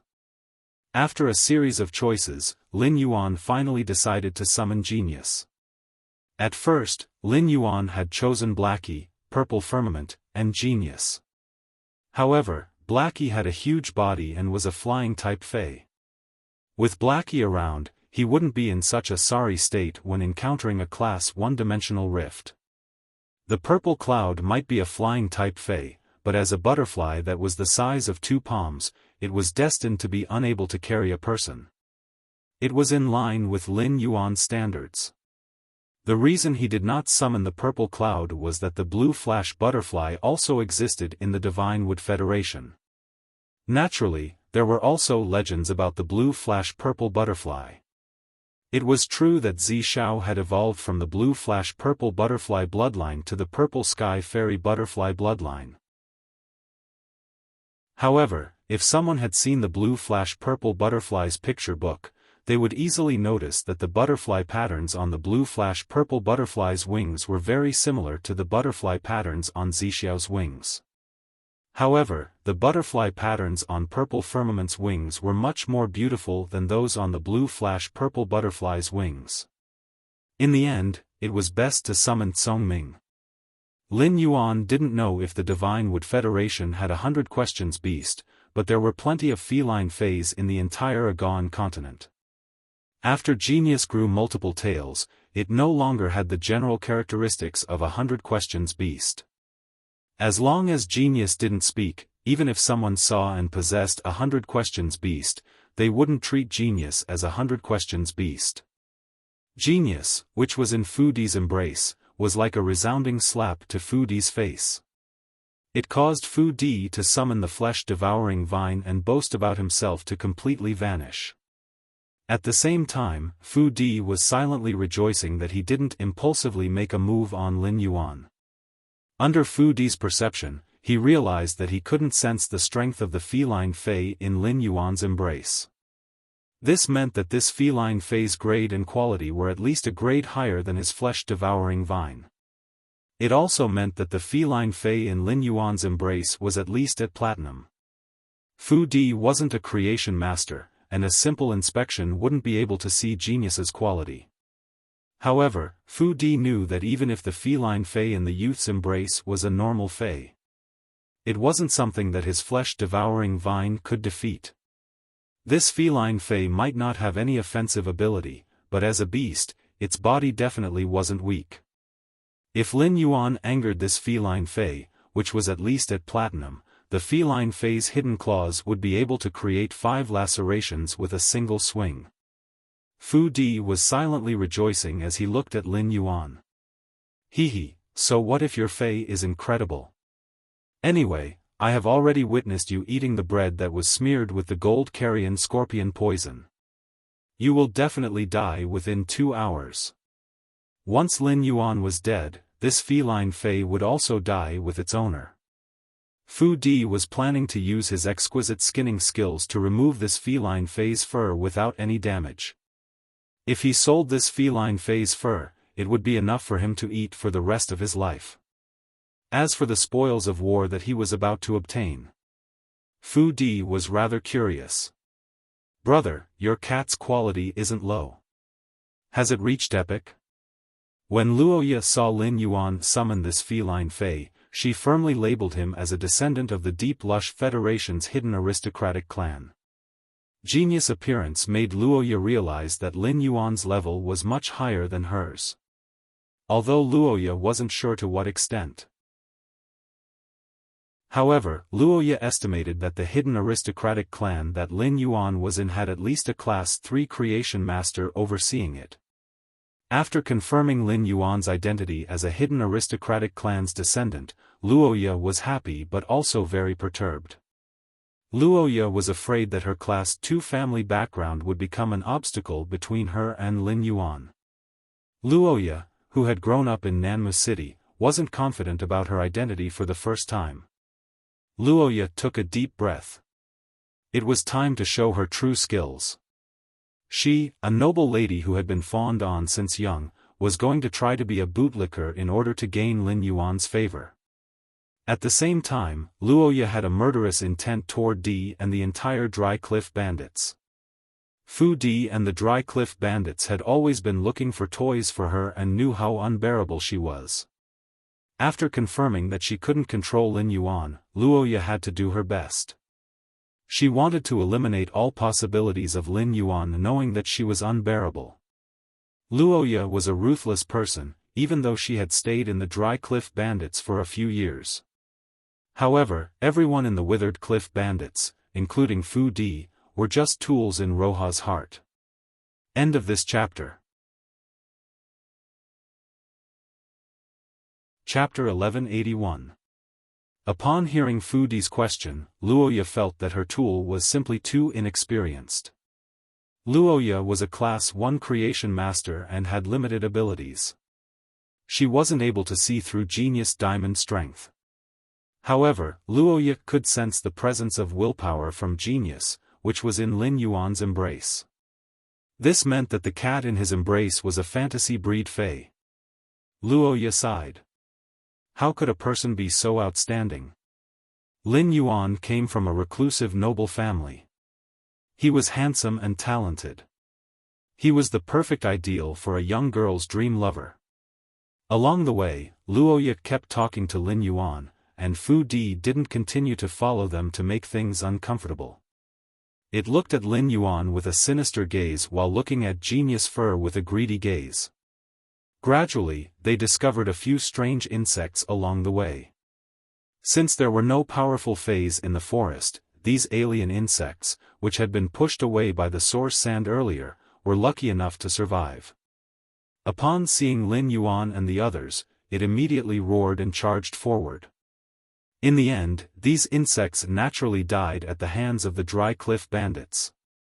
What surprised Lin Yuan was that these alien insects, which he could casually pinch to death, were actually very powerful. The members of the Dry Cliff Bandits were all injured to varying degrees. Lin Yuan now knew the strength of the Dry Cliff Bandits. After trekking under the afterglow of the setting sun, Lin Yuan finally saw over 200 tents at the end of the forest. In front of each stall, there was a black-haired and black-eyed vendor selling his wares enthusiastically. The vendors hawked their wares while collecting their customers' supplies. This scene made Lin Yuan feel as though he had returned to the Redbud City's Xia region's Fei wholesale market. Luoya originally wanted to introduce the situation of these small caravans that wandered between the Divine Wood Federation and the Iron Hammer Federation. Even if Lin Yuan was a descendant of a hidden aristocratic clan and had just gone out to train, he should still know the Deep Brahman Federation's caravan rules. Thus, Luoya did not mention it to Lin Yuan. The arrival of more than 300 people at this small gathering immediately attracted the attention of the caravan. The guards in the caravan immediately summoned their fays to be on guard. At a glance, he found that most of the Deep Lush Federation's fays were at peak bronze. There were only a few silver-ranked beasts. With such strength, it was no wonder that the Withered Cliff Bandits had set their sights on him. However, if the two sides clashed, the Dry Cliff Bandits wouldn't be able to gain any advantage. Fu Di and a few of the core members with silver fays wouldn't be in danger, but the weaker members were destined to lose a portion of them in the life-and-death battle with the merchant group's guards. Lin Yuan estimated that as long as the caravan's guards put in some effort, the Dry Cliff Bandits would lose at least 100 members. Even with such losses, the Dry Cliff Bandits still had the courage to plunder caravans. From this, it was enough to see that the people of the Shockwave continent were valiant. The Spirit Chi professionals were all living on the edge of a knife. In the Radiance Federation, there were rules for everything. Even an Emperor-class expert wouldn't dare to make a move in the royal capital. Blood feuds between factions also needed to be resolved in the Extreme Arena through the Blood Oath Extreme Battle. However, the rules no longer had any binding force when they reached the boundary of the Agawan continent. In other words, there weren't any so-called rules in the Awan continent. Everything he did was so uninhibited. The Dry Cliff Bandits had originally planned to plunder the merchant group. This was because Luoya had taken a liking to Lin Yuan, and he was from the Deep Brahman Federation. Fu Di had no choice but to disguise the Dry Cliff Bandits' identity and intentions. Fu Di planned to wait for Lin Yuan's death to be blamed on the Deep Brahman Federation's caravan. He would plunder the Deep Brahman Federation's caravan according to the original plan. Therefore, Fu Di couldn't be bothered to perform the act of negotiating with the Deep Brahman Federation's caravan. Luoya, who was from a two-star family, wasn't interested in such a small caravan. Lin Yuan was the happiest in the gathering. He walked to the first stall and used True Data to take a look. He realized that there were plenty of spiritual ingredients, fruits, and plant fays that he had never seen before. There were also some clay jars. It was obvious that these things were produced in the Divine Wood Federation. When he saw that 90% of the people in the gathering were wearing armor, he knew that they were from the Iron Hammer Federation, which was rich in metal resources. It was no wonder the Deep Brahman Federation's guards had such a huge reaction when they arrived. It seemed that this gathering was not held for the Divine Wood Federation but for the Iron Hammer Federation. Although these things that he had never seen before were novel, they had no effect under true data. They couldn't pique his interest either. Only the things inside the clay jars couldn't be seen through the surface of the jars. Thus, he reached his hand into the clay jars. Just as his hand was about to touch the clay jars, his hand was hit by a thick palm. "Kid, don't you know that you can only look and not touch things that you don't want to buy?" When Lin Yuan's hand was hit, he subconsciously lifted his head and saw the stall owner looking at him with a displeased expression. Upon seeing this, Luoya hurriedly came over. At the same time, she couldn't help but silently criticize the hidden aristocratic family. Even if the hidden aristocratic family wanted the younger generation to gain experience through training, they couldn't possibly not teach common sense, right? The hermit clan's ambitions were a little too big. After cursing silently, Luoya explained to Lin Yuan in a serious manner. When the Deep Brahman Federation's caravan holds a gathering, the goods can't be touched. Once you touch it, you will either buy it or be blacklisted by the caravan and driven out of the gathering. When Luoya explained, she thought to herself, given Lin Yuan's identity, he was hit by such a small merchant. She really didn't know how he would take revenge. In the end, Luoya saw the youth in front of her smile and say apologetically, "Uncle, I'm sorry. It's my first time attending a gathering, and I don't know the rules. I've caused you trouble. Uncle, what's in this clay jar?" The youth's sunny smile and sincere apology made the man a little embarrassed. Upon seeing Lin Yuan, the man couldn't help but think of his son who had died under the bandits' robbery the year before. At that time, his son had been about the same age as the youth in front of him when he had died. If he had still been alive, he would have been much stronger than the youth in front of him. The man's heart was filled with sorrow and sorrow. After sorting out his emotions, the man first explained why the goods couldn't be touched. "When we collect the goods, we will determine the quality of the goods in advance. The good quality goods will be kept, and the bad quality goods will be returned. We strive to not let any inferior goods mix into the caravan." End of this chapter. Chapter 1182. But even if the quality of the goods has been strictly selected, there will definitely be traces left after being touched by so many people.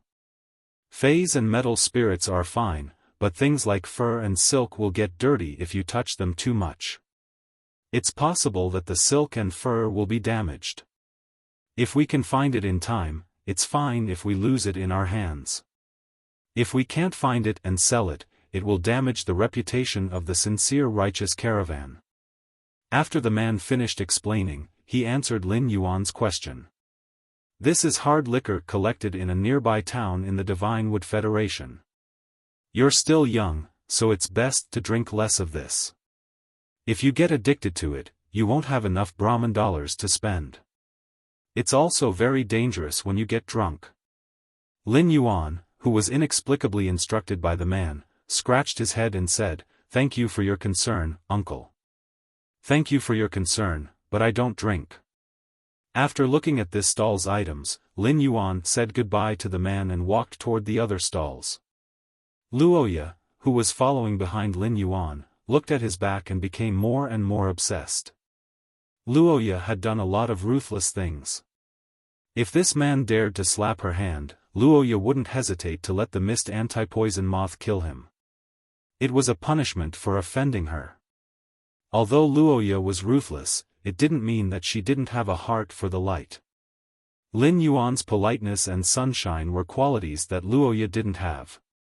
These qualities that were far from Luoya were displayed in the youth, and they deeply attracted her. This made Luo Ye's determination to kill Fu Di and the Dry Cliff bandits even stronger. But how should she find this person? After visiting 20 to 30 stalls in a row, Lin Yuan lost interest in continuing. The items at these stalls were similar, and it would be a waste of time if he continued. If he had the time, he might as well talk to the caravan's leader. Lin Yuan asked the stall owner in front of him, "Uncle, I want to ask where your leader is. Where is the person in charge of your caravan? I have some business to discuss with the person in charge of your caravan." Lin Yuan hadn't changed out of his spirit chi clothes. Although the clothes had been torn more than a dozen times, the gems on the spirit chi clothes could still prove that the spirit chi clothes were expensive. It could be seen that Lin Yuan was qualified to discuss a deal with the leader. The Deep Vendor Federation's caravans needed an endless supply of resources. Therefore, a normal caravan would never reject people who wanted to do business with them. The stall owner pointed at the largest tent not far away and said enthusiastically, "The person in charge of our Chengyi caravan, Mr. Feng, is in the tent in front. I saw that the few Iron Hammer Federation Spirit Chi professionals who came to discuss cooperation had already left the tent. Only Mr. Feng and his family should be in the tent now. If you have any business, just go into the tent and speak to Mr. Feng." After Lin Yuan thanked him, he walked toward the big tent that the stall owner pointed at. The tent was wide open and there was no way to knock on the door. Lin Yuan simply walked in. After entering the tent, Lin Yuan saw a flat-top old man and a middle-aged man going through the accounts. The middle-aged man and the old man looked at the account book while holding the 2-year-old child in their arms. When the child saw Lin Yuan and Luoya, he yelled twice. The old man first looked up and sized up Lin Yuan and Luoya before asking, "What do you think? Do the two of you need anything? If you want to discuss business, our Chengyi caravan will show our utmost sincerity. However, the prerequisite is that you have good goods." Just as the old man finished speaking, before Lin Yuan could reply, there was a commotion outside the tent. Through the tent, Lin Yuan could faintly hear someone shouting outside. "What? Why did an underground dimensional rift suddenly appear out of nowhere? Fuck. Quickly look for Mr. Feng and ask him what we should do." Looking for Mr. Feng won't help either. This dimensional rift is so huge, and judging from the aura, it isn't a Class 1 underground dimensional rift. It's over, it's over. When the Class 2 underground dimensional rift opens, once those underground lifeforms escape, we will all die. Upon hearing the voices coming from outside, the old man called Mr. Feng first spoke to the man beside him. "Jiaji, carry Daodu properly. No matter what happens, ensure Daodu's safety." The old man didn't even wait for anyone to look for him. He immediately rushed out of the tent to investigate the situation. Luoya's expression was extremely awful. If the rumors from outside were true, this dimensional rift was really a Class 2 existence. Even if he had the Gold Fei, the Mist Anti-Poison Moth, it would be hard for him to escape. The underground dimensional rift opened up in the ground, and in less than 2 minutes, a large number of underground dimensional lifeforms would surge out. Many of the dimensional creatures that emerged from the Class 2 underground dimensional rift had membranous wings. For example, the mushrooms and gargoyles had extremely powerful aerial combat abilities. Luoya suddenly turned to look at Lin Yuan. "If a Class 2 underground dimensional rift opens, you and I will ride my Mist Anti-Poison Moth. We will run in the direction of the Divine Wood Federation. Didn't you just say that you opened up a Class 1 alien insect dimensional rift? Do you know the exact location of that Class 1 alien insect dimensional rift? We can only fly in the direction of the insect swarm and let the two waves of exotic beasts collide and kill each other. Only then can we survive." Lin Yuan was a little surprised to hear Luoya's words. Luoya's Mist Anti-Poison Moth was only a Gold Fei, and the more weight it carried, the slower it would fly. The mist anti-poison moth could fly much faster with Luoya on its back than with him on its back. Lin Yuan had never expected that Luoya would choose to bring him along at such a critical juncture. Before Lin Yuan could say anything, there was an even louder noise outside the tent. It contained several voices that Luoya was familiar with. Luoya cursed in her heart. She knew that Fu Di couldn't hold back and made a move after seeing the underground dimensional rift open. Just as Luoya was thinking about how to get out of the current predicament and let the Dry Cliff bandits keep her secret forever, Lin Yuan calmly said to her and the middle-aged man carrying the child. He didn't panic at all and spoke calmly to her and the middle-aged man carrying the child. "We can't stay in the tent. Let's go out and see the situation first." But before Lin Yuan could step out of the tent started to burn. Luoya waved her hand and summoned a 2-meter-long blue-winged dragonfly. "Cold Wing Wind Dragonfly, use Cold Gale." Upon hearing Luoya's command, the blue-winged dragonfly suddenly flapped its wings twice. The violent gale blew the burning tent into pieces. After the tent was broken, Luoya saw Fu Di commanding the Dry Cliff bandits to summon their phase. They were confronting the Deep Enlightenment Federation's merchant group's guards and merchants. End of this chapter. Chapter 1183. Fu Di, who was in a standoff with the sincere righteous caravan, would occasionally turn his head to search for something. Luoya's heart surged with anger. If Fu Di revealed his identity as a member of the thieves, would there still be a chance for them? Thinking of this, Luoya shouted.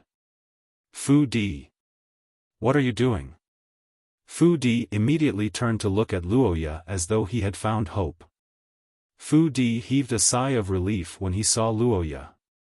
As an experienced adventurer, Fu Di knew that in front of the Class 2 underground dimensional rift, there was no chance of survival. Without Luoya's main fei, the mist anti-poison moth, it was impossible to escape alive. However, when Fu Di turned to look at Lin Yuan beside Luoya, he was dumbfounded. According to the time, Lin Yuan should have turned into rotten flesh by now. How could he still be standing in the same place? However, the situation was urgent, and Fu Di did not have time to care so much. He rushed toward Luoya. He shouted as he rushed. "Luoya! Use your mist anti-poison moth to take me with you. If you don't leave now, it will be too late." Fu Di's words caused the 300 Dry Cliff bandits behind him to be in a mess. The Dry Cliff bandits were involved in the business of burning, killing, and plundering. Everyone licked blood on the tip of the blade. However, not being afraid of death did not mean that they could be abandoned. The Dry Cliff bandits had always been relying on Fu Di. Now, Fu Di's cold-blooded behavior was equivalent to breaking the backbone of the 300 Dry Cliff bandits. Fu Di's actions caused the Dry Cliff bandits and the sincere righteous Chamber of Commerce to be at a disadvantage. Lin Yuan curled his lips when he saw Fu Di running toward Luoya. Although he was determined to kill Fu Di, he was facing a natural disaster now. If Fu Di could bear the responsibility as the leader of the Dry Cliff bandits and do his best to find a way out for the Dry Cliff bandits, perhaps he would respect Fu Di. In Lin Yuan's eyes, Fu Di was a useless person who didn't even have the qualifications to be a coolie in the underground palace. Seeing that Luoya did not respond, Fu Di shouted anxiously, "Don't bother about the pretty boy beside you. Don't bother about the pretty boy beside you. If you want a pretty boy in the future, I'll do my best to help you find one." Upon hearing that, Luoya was so angry that she could no longer care about escaping with Lin Yuan. Instead, she commanded the Coldwing Wind Dragonfly, which was a few grades lower than the Mist Anti-Poison Moth. He launched an attack on Fu Di. At this time, Luoya didn't dare to talk back to Fu Di. Fu Di had already begun to expose his past. Luoya was really afraid that Fu Di would say more things that Lin Yuan couldn't know. Luoya, who wanted Fu Di to shut up, used her full strength. Fu Di was shocked. He didn't expect Roha to kill him. At this time, Roha had no reason to attack him. He had a gold fei, and it would be of great help when escaping. Could it be that Luoya knew that I had poisoned Lin Yuan? Seeing the cold wing wind dragonfly's ferocious attack, Fu Di did not dare to be careless. He quickly got the flesh-devouring vine to block it. The cold wind blades slashed at the body of the devouring vine, leaving a few wounds on its body. The wounds on the flesh-devouring vine's body should have been bleeding. However, under the freezing of the wind blade's cold air, the juice condensed into ice crystals at the wounds.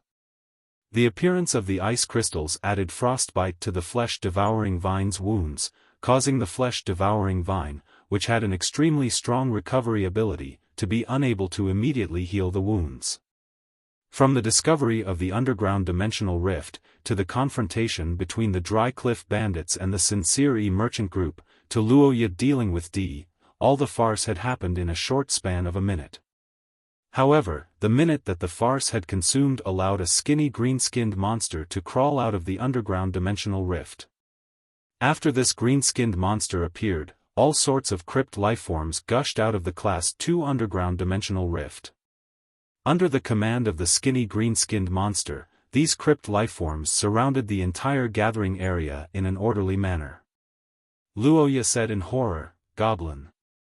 Why is there a goblin? Why is there a goblin? This open dimensional rift is definitely a pinnacle Class 2 underground dimensional rift."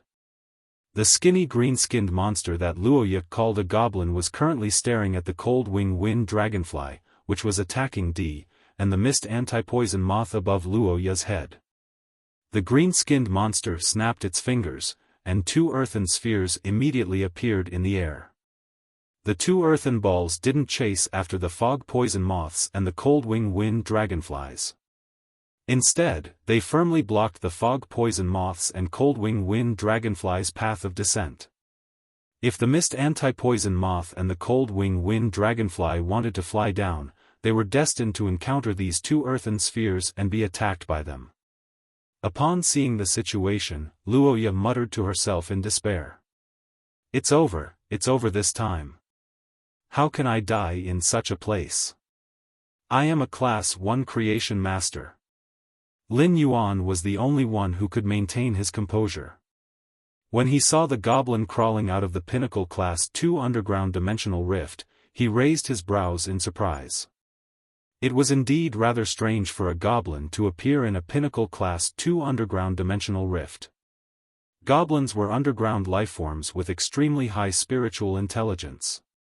They were similar to the Medusa demons in the swamp world and had a humanoid form. However, goblins were relatively rarer than Medusa demons, and they were much more useful. According to the Fey Observer's information, goblin skin color was generally grayish-green. However, the nearby goblin's skin color was a little blue, and it looked a little different from ordinary goblins. Furthermore, its spiritual intelligence seemed to be slightly higher than ordinary Class 4 goblins. Lin Yuan immediately used true data to investigate this strange goblin. Alien beast name, goblin, or vein transformation, life form, dimensional life form, alien beast grade, Class 4 innate specialty frowny-face metal proliferation, sign a contract with a type of metal and absorb the metal's energy to increase one's strength. The increase in strength will feed back to the metal, allowing the metal to increase in strength. Every grade increase can replace a type of metal. Upon seeing this strange goblin's true data, Lin Yuan's pupils shrank. He didn't expect to be so lucky to encounter a legendary goblin that was undergoing or vein transformation. If this goblin or vein transformation succeeded, it could transform into a special or vein goblin. Orvain goblins were treasures. When Orvain goblins burrowed underground, they could easily sense the location of the ore vein through the ground. Controlling a ore vein goblin was equivalent to controlling several unexploited ore veins. Every single one of these unexploited veins contained a huge amount of wealth. The ore vein's richness wasn't something a few hundred heavenly maiden-grade elemental pearls could compare to. Lin Yuan felt that he could completely baptize this goblin and turn it into an apostle. 166 Reading Network.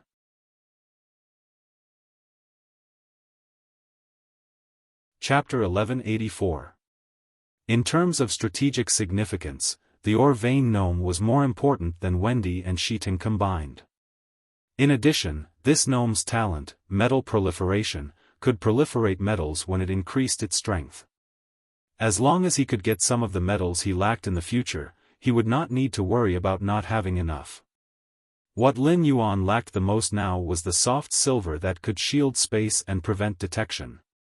After controlling this gnome with the talent, metal proliferation, Lin Yuan did not need to work hard to find the soft silver.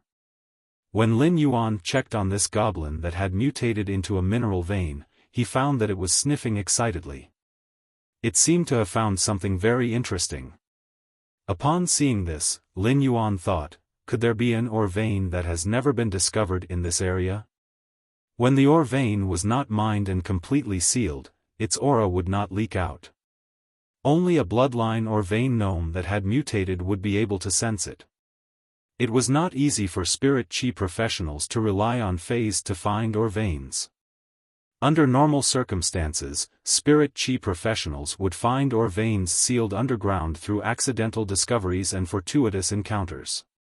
This allowed the major ore veins underground to have the opportunity to be mined. At the border between the Divine Wood Federation and the Iron Hammer Federation, resources were scarce. Lin Yuan was not sure about the Iron Hammer Federation, but the Divine Wood Federation's only town was so barren that it could not even support a Class 1 creation master. Under such circumstances, it was not impossible for there to be an ore vein here that had never been discovered. The ore vein mutation gnome glanced at the land not far away and then looked playfully at the Dry Cliff Bandits and the Sincere E Caravan's members, who were surrounded by layers of underground lifeforms. It was as though it was looking at toys that could be played with at will. Lin Yuan calmly stroked Genius' soft fur, and Genius also had a calm expression. However, Luoya, who was beside Lin Yuan, was going crazy. Luoya's Fei, the mist antivenom, and the cold wing wind dragonfly were cut off by the two soil balls that the Class 4 gnome had spawned from underground. As long as the mist antivenom and the cold wing wind dragonfly wanted to fly down, the two soil balls would keep a close eye on them. A Class 4 gnome's strength was equivalent to a platinum fey. Luoya didn't dare to let the mist anti-poison moths and cold wing wind dragonflies withstand a platinum phase attack. If the fog anti-poison moth and cold wing wind dragonfly were to receive this attack, even if they didn't die, they would definitely be heavily injured. Putting aside the fact that the heavily injured mist anti-poison moths and cold wing wind dragonflies could not fly, even if they could, they would not be able to fly past the fungus bats and gargoyles that were pouring out of the Pinnacle Class 2 underground dimensional rift. The scene was immersed in despair. The exotic beast horde that was gushing out from the Pinnacle Class 2 underground dimensional rift was an absolute natural disaster in their eyes. With the advent of a natural disaster, unless a deity descended to the mortal world, only death awaited them. The coldwing wind dragonfly and the fog anti-poison moths were blocked by the level 4 gnome's 2 earth balls in the sky and could no longer attack D. However, Fu Di was not at ease at all.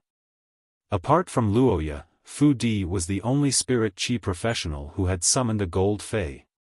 Excluding the intelligent diamond/fantasy breed that the level 4 gnome couldn't sense, Fu Di seemed to be the strongest person present. The fog anti-poison moths and coldwing wind dragonflies were soaring in the sky, and the level 4 gnome's earth balls couldn't catch them. However, Fu Di and the flesh-devouring vine on the ground were within the gnome's attack range. The ground beneath Fu Di's feet caved in, causing Fu Di to be in the air. He nearly fell into the crypt that appeared out of nowhere. Fu Di's main fey, the gold flesh-devouring vine, used its vines to firmly grab onto Fu Di's hand, allowing Fu Di to escape the calamity. Just as the flesh-devouring vine was about to pull Fu Di out of the crypt, an even larger crypt appeared under its feet. The flesh-devouring vine and Fu Di fell into the crypt at the same time. Immediately after, the crypt that suddenly appeared started to show signs of healing. In the crypt, Fu Di and the flesh-devouring vine struggled frantically and yelled, "Luoya! Please save me. If you save me, I can let the flesh-devouring vine cover for your fog anti-poison moths and cold-wing wind dragonflies and take the next attack for your fog anti-poison moths. I'm willing to be your servant. In the future, if you say east, I won't go west. Save me." When Fu Di's mournful cry for help entered Luoya's ears, her face revealed a joyful expression. Even though she didn't have the intention to save Fu Di, Luoya said, "Hold on for a while. I still have a fae that I have yet to summon. Let the flesh-devouring vine extend out of the crypt, and I will let this fae of mine pull the flesh-devouring vine and bring you up." While speaking, Luoya's face revealed a contemptuous smile. "Do you think you, Fu Di, are fit to be my servant?" It was too easy for a Class 1 creation master to find a servant with a gold fae, and they could have as many as they wanted. Luoya was trying to save Fu Di and simply looked down on him. In addition, only a dead person could keep a secret. Even if she really saved Fu Di, her mouth would still be on Fu Di's body. Fu Di was speaking nonsense, and she couldn't possibly forcefully cover Fu Di's mouth. Fu Di's incessant urging came from the crypt, and Luoya was also doing her best. She was asking Fu Di to drag it out. Fu Di also listened to Luoya and constantly let the flesh-devouring vine extend its vines out of the crypt. He also summoned his other fae, the silver steel wire vine, to slap at the crypt, hoping to use this method to slow down the crypt's closing speed. At the same time, Fu Di also took out a long saber and tried his best to dodge the earth spikes that grew out of the crypt while his body was injured. The Class 4 gnome's objective was to eliminate the greatest threat on the battlefield and was already determined to kill Fu Di. Fu Di's flesh-devouring vine kept extending out of the crypt, and it was the same as provoking the Class 4 gnome. Under the consecutive killer moves of the Class 4 gnome, Fu Di and his two fays, who were waiting for Luoya's rescue, died in the closed crypt. Seeing that Fu Di was dead, Luoya let out a breath of relief. Luoya noticed that during the confrontation between the Sincere merchant group and the Dry Cliff bandits, the man and the elder in the tent had summoned their pinnacle silver fays. This caused the Dry Cliff bandits to be at a disadvantage without Fu Di's leadership. In the end, they were all pushed to the periphery and had to face the increasing number of crypt lifeforms. Luoya had now seen the reality clearly and didn't think that she could survive in a pinnacle class 2-dimensional rift. What Luoya wanted to do now was to be by his side with a clean conscience when she died. She wanted him to never know that he was in the past. Due to such thoughts, compared to escaping, Luoya hoped that the remaining Dry Cliff bandits would be wiped out. Luoya had already thought of a reason for deceiving Fu Di and not saving him. ABC. Chapter 1185. Luoya said to Lin Yuan. Fu Di has already gone crazy from the pressure of the Class 2-dimensional rift. Everything he says is nonsense. Fu Di wants me to take him away, but my fog anti-poison moth can't carry 3 people. At this point, Roha paused for a moment before speaking softly. Between you and Fu Di, I chose you. Upon hearing that, Lin Yuan raised his brows. He really wanted to use a magnifying glass to see how big Luoya's heart was. He actually wanted to flirt with her at the critical moment of life and death.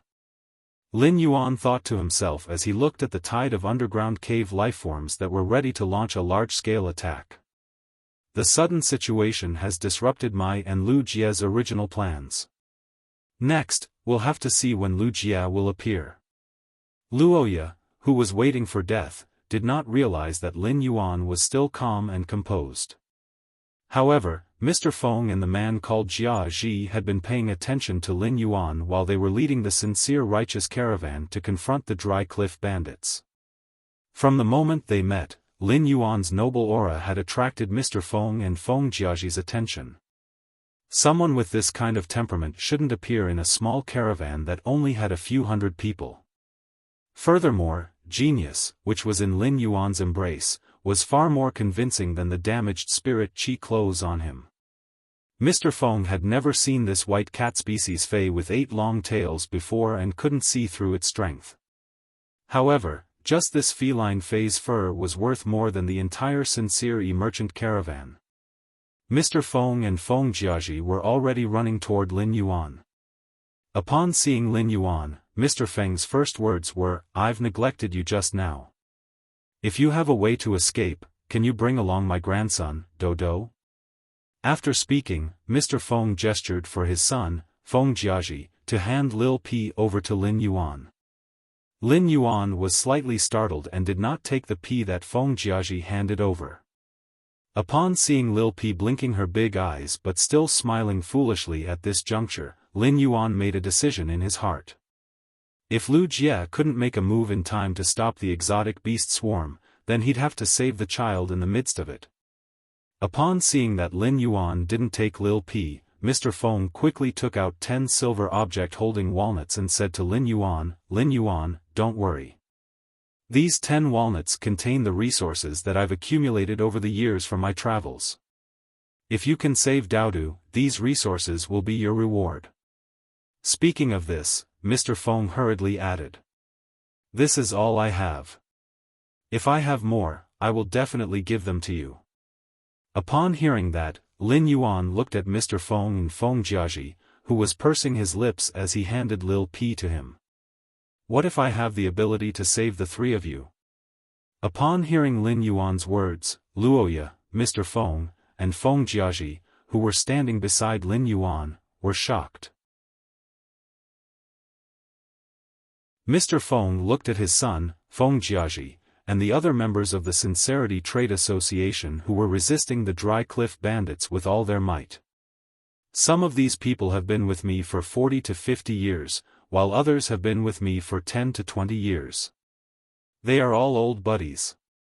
You want this old man to abandon these old fellows in a desperate situation? This old man can't do it. These people followed me when they were young. When they had children, their children followed me. When they had grandchildren, their grandchildren followed me. I can't just leave them here. Rather than living in guilt, it is better to die bravely and righteously." Upon hearing his father's words, Feng Jiaji also gritted his teeth and expressed his stance. "When I was born, I stayed with my father in the Sincerity Caravan. My mother and daughter-in-law are also in the Sincerity Caravan. The Sincerity Caravan is my root. I won't leave either. Please, if you have the ability, I hope you can save Daodu. Daodu doesn't know anything now. I only hope that he can survive. To put it in a selfish way, Daodu's survival is equivalent to my survival. He is the continuation of my bloodline." Upon hearing that, Lin Yuan looked at Mr. Feng and Feng Jiaji with a different gaze. The faithfulness of the Sincerity Caravan was completely worthy of its name. Such a loyal caravan might not necessarily have a good development in this chaotic world, but it was definitely an excellent partner. Looking at Mr. Feng and Feng Jiaji's expectant eyes, Lin Yuan reached out and caressed Daodu's face. "My retainer knight and I were separated because of the dimensional rift that suddenly opened. A Pinnacle Class 2 underground dimensional rift opened here. With such a huge commotion, my retainer will definitely find its way here. As long as he finds its way here, everything can be resolved."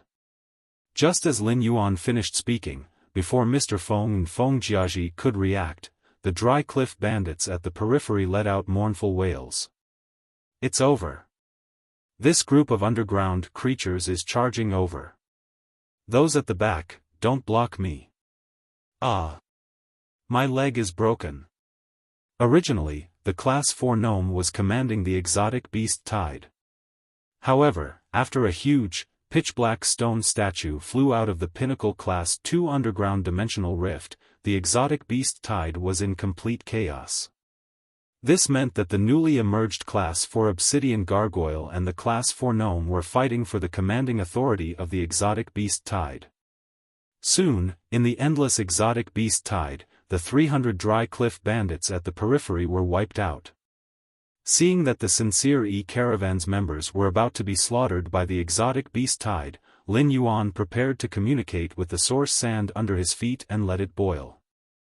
At that moment, an aura swept across the entire exotic beast tide from afar. This aura might not be like the slaughtering sky butterfly, which made all the dimensional creatures kneel in fear. However, this aura attracted the attention of all the underground dimensional creatures, including the Class 4 Gnome and the Class 4 Obsidian Gargoyle. Immediately after, several huge spider webs suddenly appeared in the air. These spider webs seemed to appear out of thin air, and the moment they appeared, a large number of underground dimensional creatures were stuck to them. The underground dimensional creatures that were stuck to the spider webs were not killed and were still alive. However, they had completely lost the ability to move. Lin Yuan took a closer look and realized that the spider webs were filled with tiny, translucent spiders. These spiders were not even the size of half of his fingernail. However, it was these translucent spiders that instantly pulled up several giant webs. The spider webs in the air were the densest in the direction of the aura. As the spider webs repeatedly stuck together, the underground dimensional creatures in an area of the exotic beast tide were completely cleared. It was equivalent to opening up a path in the exotic beast tide without obstruction. At the end of the path was a man in silver armor. Above the man's head was a moth that emitted light like a chandelier. As the moth flew, it emitted a faint dimensional fluctuation.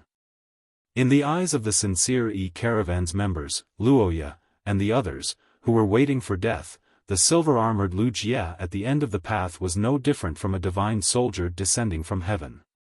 End of this chapter.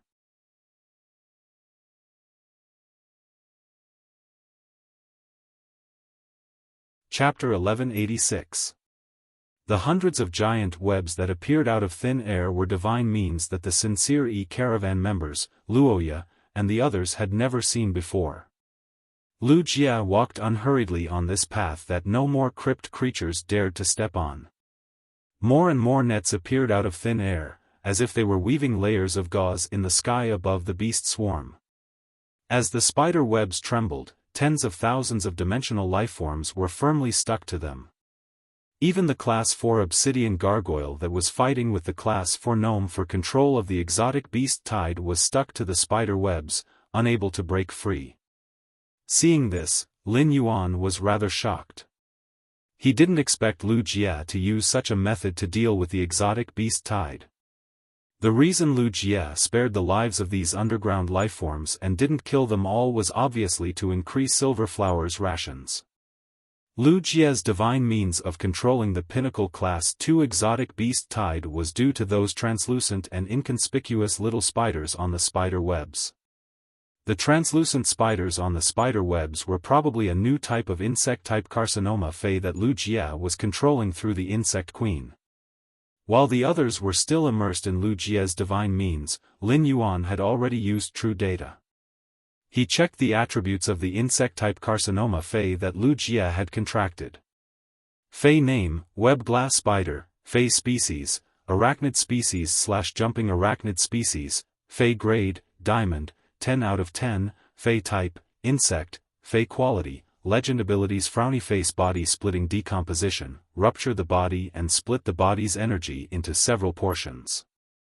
Each portion of energy will split into small lifeforms that possess the main body's abilities and exclusive skills. As the number of split lifeforms increases, the individual's abilities will decrease. Web thread. The drawn-out threads will spontaneously absorb the energy in the air and turn into a web. They will also attract other spider webs and stick together. Hunting web feast. The spider webs will decompose into decomposition molds that have a powerful decomposition effect. Everything on the web will be decomposed and energy will be returned to each individual on the web. When the individual's energy reaches the specified energy multiple, they will spontaneously split into new individuals. Weakening thread. Some creatures that have been specially cultivated with energy can spit out threads that have a weakening effect. Any target that comes into contact with the weakening effect will be weakened by the thread's ability. Weakening includes softening carapace, decreasing speed, itching, and other negative effects. Network battlefield. After the spider web dominates the sky, it will continue to produce a large number of spider webs to cover the ground. At the same time, the spider webs will secrete a large amount of mucus. When the target that is controlled by the weakening silk thread touches the mucus of the spider web, the effects of the weakening silk thread will double. The target that is not touched by the weakening silk thread will move faster when touching the mucus of the spider web. At the same time, the mucus of the spider web has healing effects. Sacrificial spider silk. When a split-off individual receives a fatal attack, the spider silk's energy can be sacrificed. Through the spider silk's energy, a large number of individuals can be created. The sacrificed spider silk will give a praise effect to all allies on the spider web, increasing the toughness of their shells. Exclusive skill. Frowny face. Geometric force bearing. The spider web's weave will automatically conform to geometric mechanics. As long as multiple spider webs are connected, they will be able to bear the force of a single spider web. When he saw Lu Jia's insect species tumor Fei, Lin Yuan immediately knew that Lu Jia's net domain glass spider had only executed its body decomposition and web abilities. It had not used any other abilities. The net domain glass spider had only displayed its control ability to cover a large battlefield. However, control ability wasn't the main ability of the net domain glass spider. There were plenty of insect species tumor phase to choose from in the land of spirit suppression. Lu Jia had allowed the insect queen to control the net domain glass spider not because he had taken a fancy to its control ability. The net domain glass spider's true ability would only be displayed after it executed its platinum ability, network battlefield. The spider webs would form a battlefield suitable for insect species combat in the sky and on the ground. Lu Jia's insect queen alone could produce 5 types of insects, including the blade queen bee and other insect species tumor phase that could produce individuals. Lu Jia could spread out many types of insects on the battlefield. On the battlefield, these insects could use the mucus on the spider webs to increase their speed and heal their injuries. A single insect's speed and recovery wouldn't have much of an effect. However, if every insect in the insect swarm could receive such a buff, the insect swarm's combat ability would increase by several folds. In addition, the weakening silk thread could weaken the enemy, and the sacrificial spider silk could increase the insect phase carapace defense. Lin Yuan found it hard to imagine how much Lu Jia's insect swarm would be enhanced in a positional battle. Furthermore, the net domain glass spider's body splitting decomposition, network battlefield, and geometric force endurance could be used together. This allowed the spider webs to be instantly spread out on the battlefield. The instant setup of the battlefield meant that positional battle would no longer be Lu Jia's weakness in combat. The sacrificial spider silk and hunting web feast could also enhance the spider web's recovery ability. If it wasn't for Lin Yuan's innate talent not being compatible with insect species phase, if he allowed Morbius to spirit lock on the insect species tumor phase, the insect species tumor phase would only have one ability left. Lin Yuan wanted to nurture an insect species tumor phase that was suitable for him. Of course, there was a limit to how many insect species tumor phase Lu Jia could contract. Due to the chaotic intelligence of the tumor phase, it was basically impossible for them to comprehend willpower runes from nature. It was the same for the hidden sea lotus flower. However, the hidden sea lotus flower had encountered the source-type demon spirit's heart. The demon spirit's heart had allowed the hidden sea lotus flower to transform into the demon spirit source-type silver flower. Silver flower, which was no longer a carcinoma fey, could freely evolve into a fantasy breed. This also meant that without the demon spirit's heart, Lu Jia's insect species tumor phase would only be able to reach Diamond X/Legend no matter how he nurtured them. However, this strength was sufficient. The combination of over a dozen insect species tumor phase allowed Lu Jia to face Emperor-class experts head-on. Lin Yuan felt that if he were to really fight with Lu Jia, he might not be able to defeat him. Lu Jia led the insect queen to hide in the insect swarm and commanded the insect swarm from the dark. Even if Lin Yuan used the Dark Crow Withering Strike in Princess Sacred Sword mode, it would still be useless. After all, the Dark Crow Withering Strike was not a large-scale sword skill and could not lock onto a target. After witnessing Lu Jia's strength again, Lin Yuan felt that he should put in more effort. Morbius' new Silver Spirit lock phase had to be arranged as soon as possible. At that moment, Lu Jia, who was like a deity descending to the mortal world, walked step by step toward the youth who was hugging the white kitten under the Sincerity Chamber of Commerce's members and Luoya's gaze. Everyone saw the silver-armored youth kneeling on one knee and placing his hand on the left side of his chest. He said respectfully, "Young master, my apologies for being late and giving you a fright."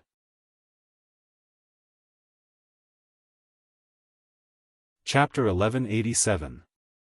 Lin Yuan's eyes twitched wildly as he looked at Lu Jia, who was kneeling in front of him. What is Brother Lu doing? Could it be that Brother Lu is also a natural actor?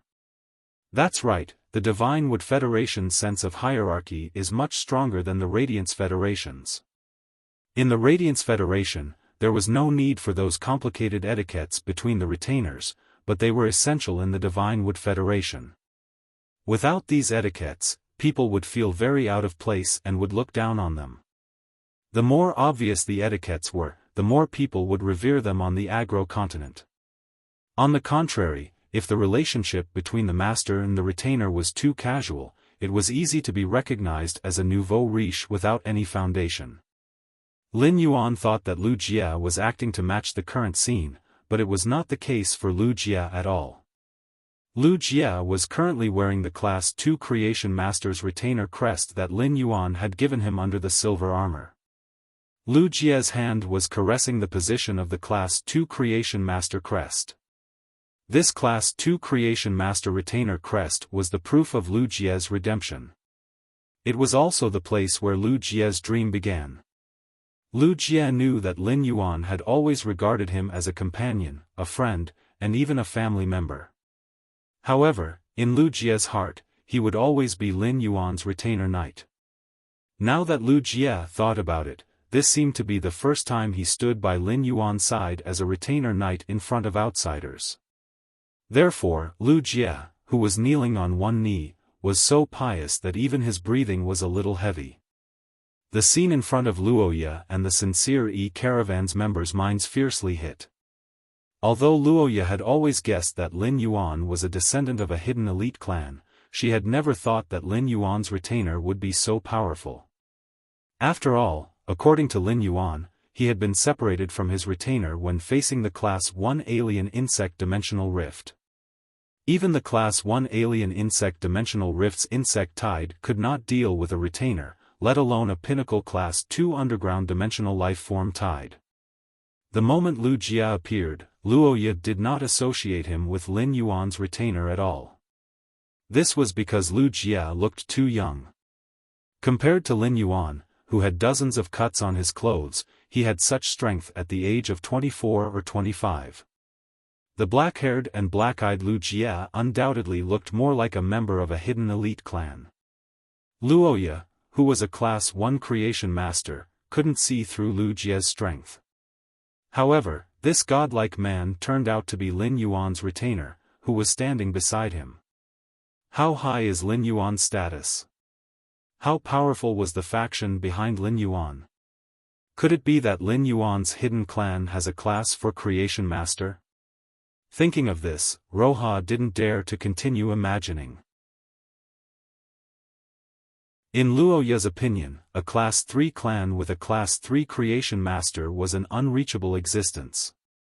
Luoya's 2-star family didn't have the qualifications to let Luoya face a 4-star family member, even if it was just a small fry of a 4-star family. Luoya originally had all kinds of fantasies about Lin Yuan. Even if Luoya had guessed that Lin Yuan was a member of the Deep Brahmin Federation's hidden wealthy clan, she had also thought of fighting for it. But now that he saw Lin Yuan's powerful retainer, he thought of Lin Yuan's unreachable identity. Ya's love at first sight slowly turned into longing. Luoya subconsciously knew that the gap between her and Lin Yuan's status was too big. Such a gap in status meant that it was impossible for the two of them to be together. Thinking of this, Luoya felt dejected. Mr. Feng and Feng Jiaji also recovered from their state of shock. Subsequently, the two of them felt a sense of closeness to Lin Yuan from the bottom of their hearts. This sense of closeness originated from the joy of surviving a calamity. Be it the Deep Brahmin Federation, the Divine Wood Federation, or the Iron Hammer Federation, they had the habit of treating the master and retainer as one. Everything a retainer did was considered to be carrying out their master's will. Although Wuxia had stopped the Pinnacle Class 2 exotic beast tide, everyone's gratitude was transferred to Lin Yuan because Wuxia was Lin Yuan's retainer. Wuxia bowed for half a minute before standing up. He took a side step to Lin Yuan's side, separating Luoya and Lin Yuan. Seeing this, Luoya subconsciously took a step to the side, distancing herself from Wuxia. Even though the silver-armored man beside her didn't look at her, he was definitely not friendly to her. Luoya could feel this. Lin Yuan's retainer didn't even look at her. This made Luoya feel that the distance between her and Lin Yuan had widened. Suddenly, cheers rang out from the surroundings. Ah! God has saved us. Look, these underground creatures are all being controlled by the net in the sky. Oh my God! I'm not dead. This is great. Thank God. The Chingy caravan's members who had relatives all hugged each other tightly. Those who had relatives also hugged each other tightly. The feeling of surviving a calamity even caused tears to gush out from the corners of many people's eyes. These tears were wiped away by weather-beaten palms. The remaining salty tears in the palms seemed to be playing a dirge of life for the survivors after the calamity had ended. Feng Jiaji retracted his hand that was passing Lil Pi to Lin Yuan and kissed Lil Pi, who was blinking her big watery eyes. Perhaps because Feng Jiaji's stubble was too sharp, Lil Pi, who was smiling foolishly, was kissed so hard that she started crying. Feng Jiaji, who usually took care of Lil Pi like a pair of eyes, didn't care about Lil Pi at this moment. It's getting dark. Start the fire. I'll take out 2 silver-rank Mongshan bulls. Tonight, we'll roast them to entertain our esteemed guests. Feng Jiaji's words caused the atmosphere to instantly become tense. It didn't look like it had just experienced a terrifying natural disaster. The sincere caravan's members looked at Lin Yuan and Wuxia with sparkling eyes. However, none of them dared to come to Lin Yuan's side to thank him. Lin Yuan's natural and gentle temperament and Wuxia's firm and cold temperament could only be nurtured by a major faction. This kind of temperament made the members of the Sincerity Caravan, who traveled all over the country to hold gatherings, shrink back. Upon hearing Feng Jiaji's words, Luoya, who was looking at Lin Yuan with a somewhat infatuated and complicated gaze, threw a bronze walnut on the ground. 110 kilograms of fruits suddenly appeared on the ground. Roha said, "Since we're going to eat the whole roast cow, we can't do without these fruits. The beef is greasy. Take these fruits and wash them. Eat them with the roasted beef." The whole roast cow banquet at night didn't have any seasoning, just some salt and the fruits provided by Luoya. The taste was naturally not comparable to Wuxia's. At that moment, many members of the Sincerity Caravan were dancing enthusiastically around the bonfire. In such an atmosphere, Lin Yuan and Wuxia ate very happily. End of this chapter.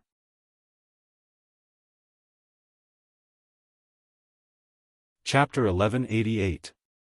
Roha had been eating the roast beef in her hand. His eyes occasionally glanced at Lin Yuan, and no one knew what he was thinking. When Luoya saw Lin Yuan's eyes staring at the dancing members of the Sincere E caravan beside the bonfire, she felt a chill run down her spine. Roha directly took off the purple fur cloak behind her, and then waved the purple fur cloak in front of the bonfire for a while. The eyes of many men in the Chengyi caravan lit up. Lu Jie could not help but ask Lin Yuan softly. "Lin Yuan, this woman must have taken a liking to you.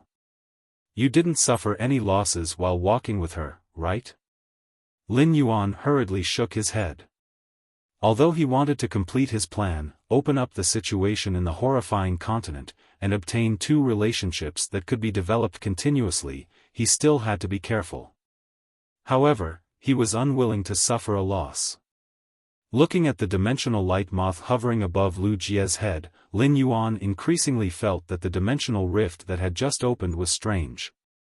The appearance of an underground dimensional rift didn't require a long time to brew like other dimensional rifts before an exotic beast tide would appear.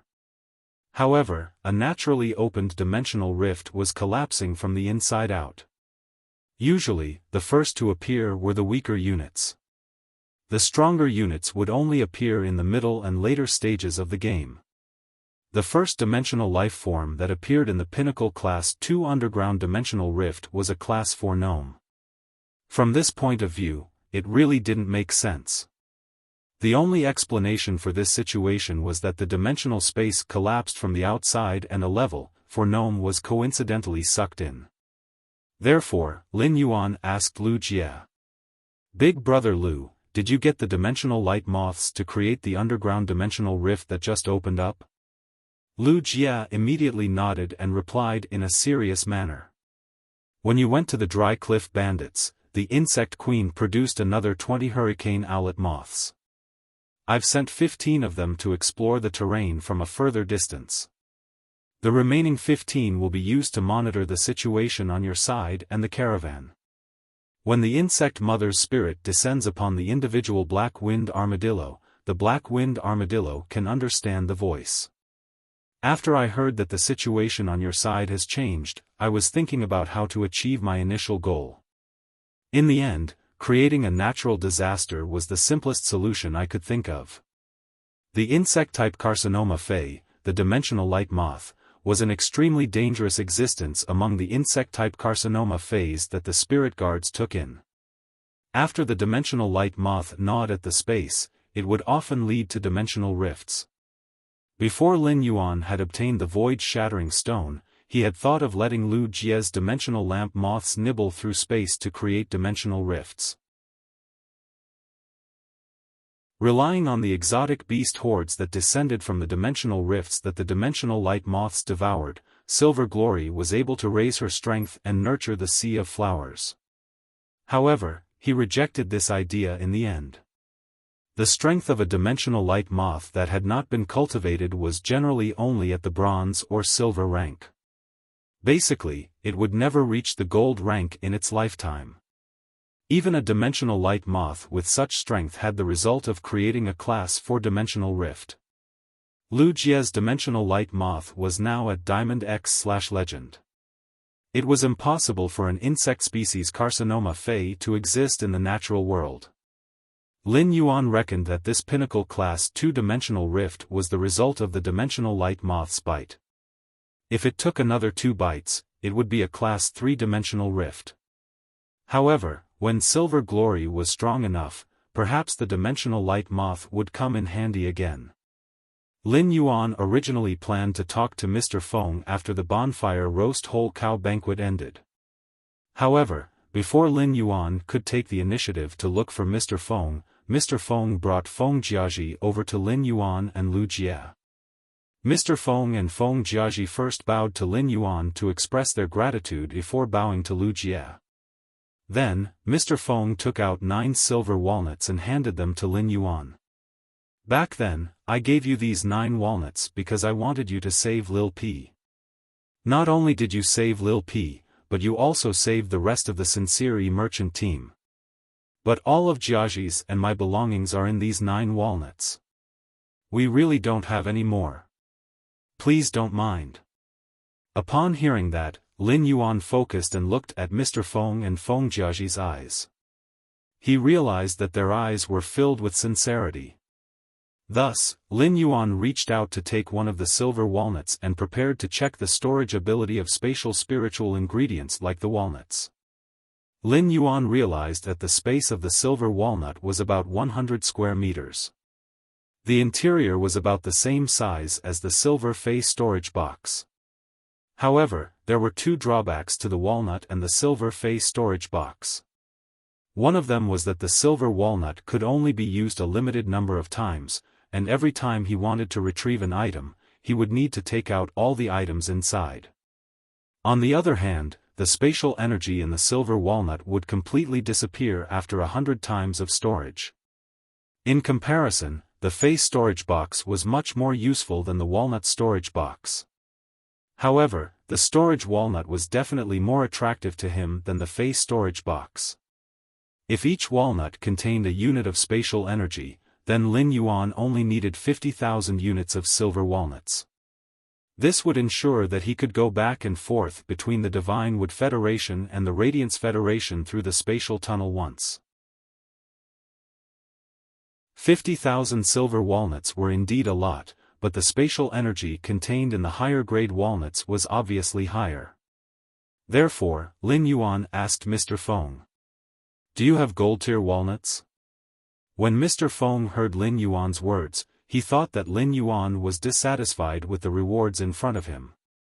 Mr. Feng smiled bitterly and said, "These 9 silver-tier walnuts are really all we have. The price of a storage walnut will be more than 100 times higher than a silver walnut. Even if I used all my belongings to buy gold walnuts, I wouldn't be able to buy a few. Gold walnuts are still consumables and will lose their effect after 1,000 times of storage. Only the legendary diamond rank storage walnut can remain undamaged no matter how many items are stored in it. We can't afford the gold walnuts, and the price of such resources is constant in the Divine Wood Federation. There is no profit even if we sell them." Upon hearing Mr. Feng's words, Lin Yuan knew that Mr. Feng was tactfully telling him no. Therefore, Lin Yuan changed the topic and asked, "Then do you have a bronze walnut?"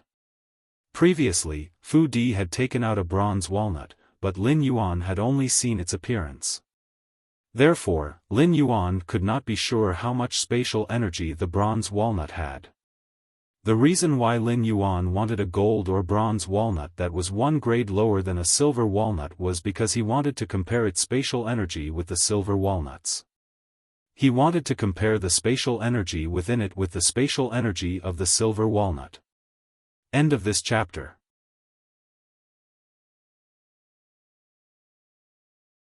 Chapter 1189. Thus, he could infer how many diamond walnuts he needed to travel between the Divine Wood Federation and the Radiance Federation through the spatial tunnel. After all, given the Creation Master resources in Lin Yuan's hands, he could easily raise the diamond walnut tree. Upon hearing that Lin Yuan was looking for a bronze walnut, Mr. Feng hurriedly pointed to a specially marked walnut. Upon hearing that Lin Yuan was looking for a bronze walnut, Mr. Feng hurriedly pointed at a specially marked walnut and said, "That's right. If you want to find a bronze walnut, you can take it from here. If you want to find a bronze walnut, you can take it from here." While dancing, Luoya kept looking at Lin Yuan. However, Luoya was dismayed to find that not long after she danced, the sincere caravan's old man brought his family to find Lin Yuan. Lin Yuan was no longer looking in the direction of the bonfire, so Luoya was no longer in the mood to continue dancing. Moreover, there was a group of middle-aged men staring at her while clapping and cheering from time to time. These crooked-looking middle-aged men made Luoya feel uncomfortable. Thus, Luoya put on the purple cloak that she had been waving in her hand and walked toward the forest. As soon as she walked to Lin Yuan's side, she heard that Lin Yuan was looking for bronze and gold walnuts. Without saying anything, Luoya threw the only gold walnut and 2 bronze walnuts she had to Lin Yuan and said, I have bronze and gold walnuts here. I have both bronze and gold walnuts here. Lin Yuan hurriedly took the walnuts that Luoya threw over and nodded to thank her. If only bronze or gold walnuts were compared with silver walnuts, the value of the comparison was likely to be different. However, if he could compare the 3 walnuts at the same time, he could accurately calculate the spatial energy contained in a diamond walnut. After some exploration and calculation, Lin Yuan found that the bronze, silver, and gold walnuts all had about 10 times the spatial energy. After some probing and calculations, Lin Yuan found that the spatial energy between the bronze, silver, and gold walnuts had a difference of about 10 times. After some exploration and calculation, Lin Yuan found that the spatial energy between the bronze, silver, and gold walnuts was about 10 times different. In other words, he only needed 50 diamond walnuts to travel between the Divine Wood Federation and the Radiance Federation. Lin Yuan really hoped that a fei like the storage walnut tree would be able to produce more fruits at a time. Of course, he also had a way to increase the walnut tree's fruit capacity. Some specific swamp soil could solve his problem. After checking, Lin Yuan returned the gold walnuts and the 2 bronze walnuts that Luoya had thrown at him. After that, he handed the first silver walnut back to Mr. Feng and said, "The things in your 9 walnuts are useless to me. You can keep them for yourselves. Compared to these 9 walnuts, I hope that we can work together in the future and trade some of the materials I need through you." Upon hearing Lin Yuan's words, Mr. Feng had a bitter expression while feeling happy in his heart.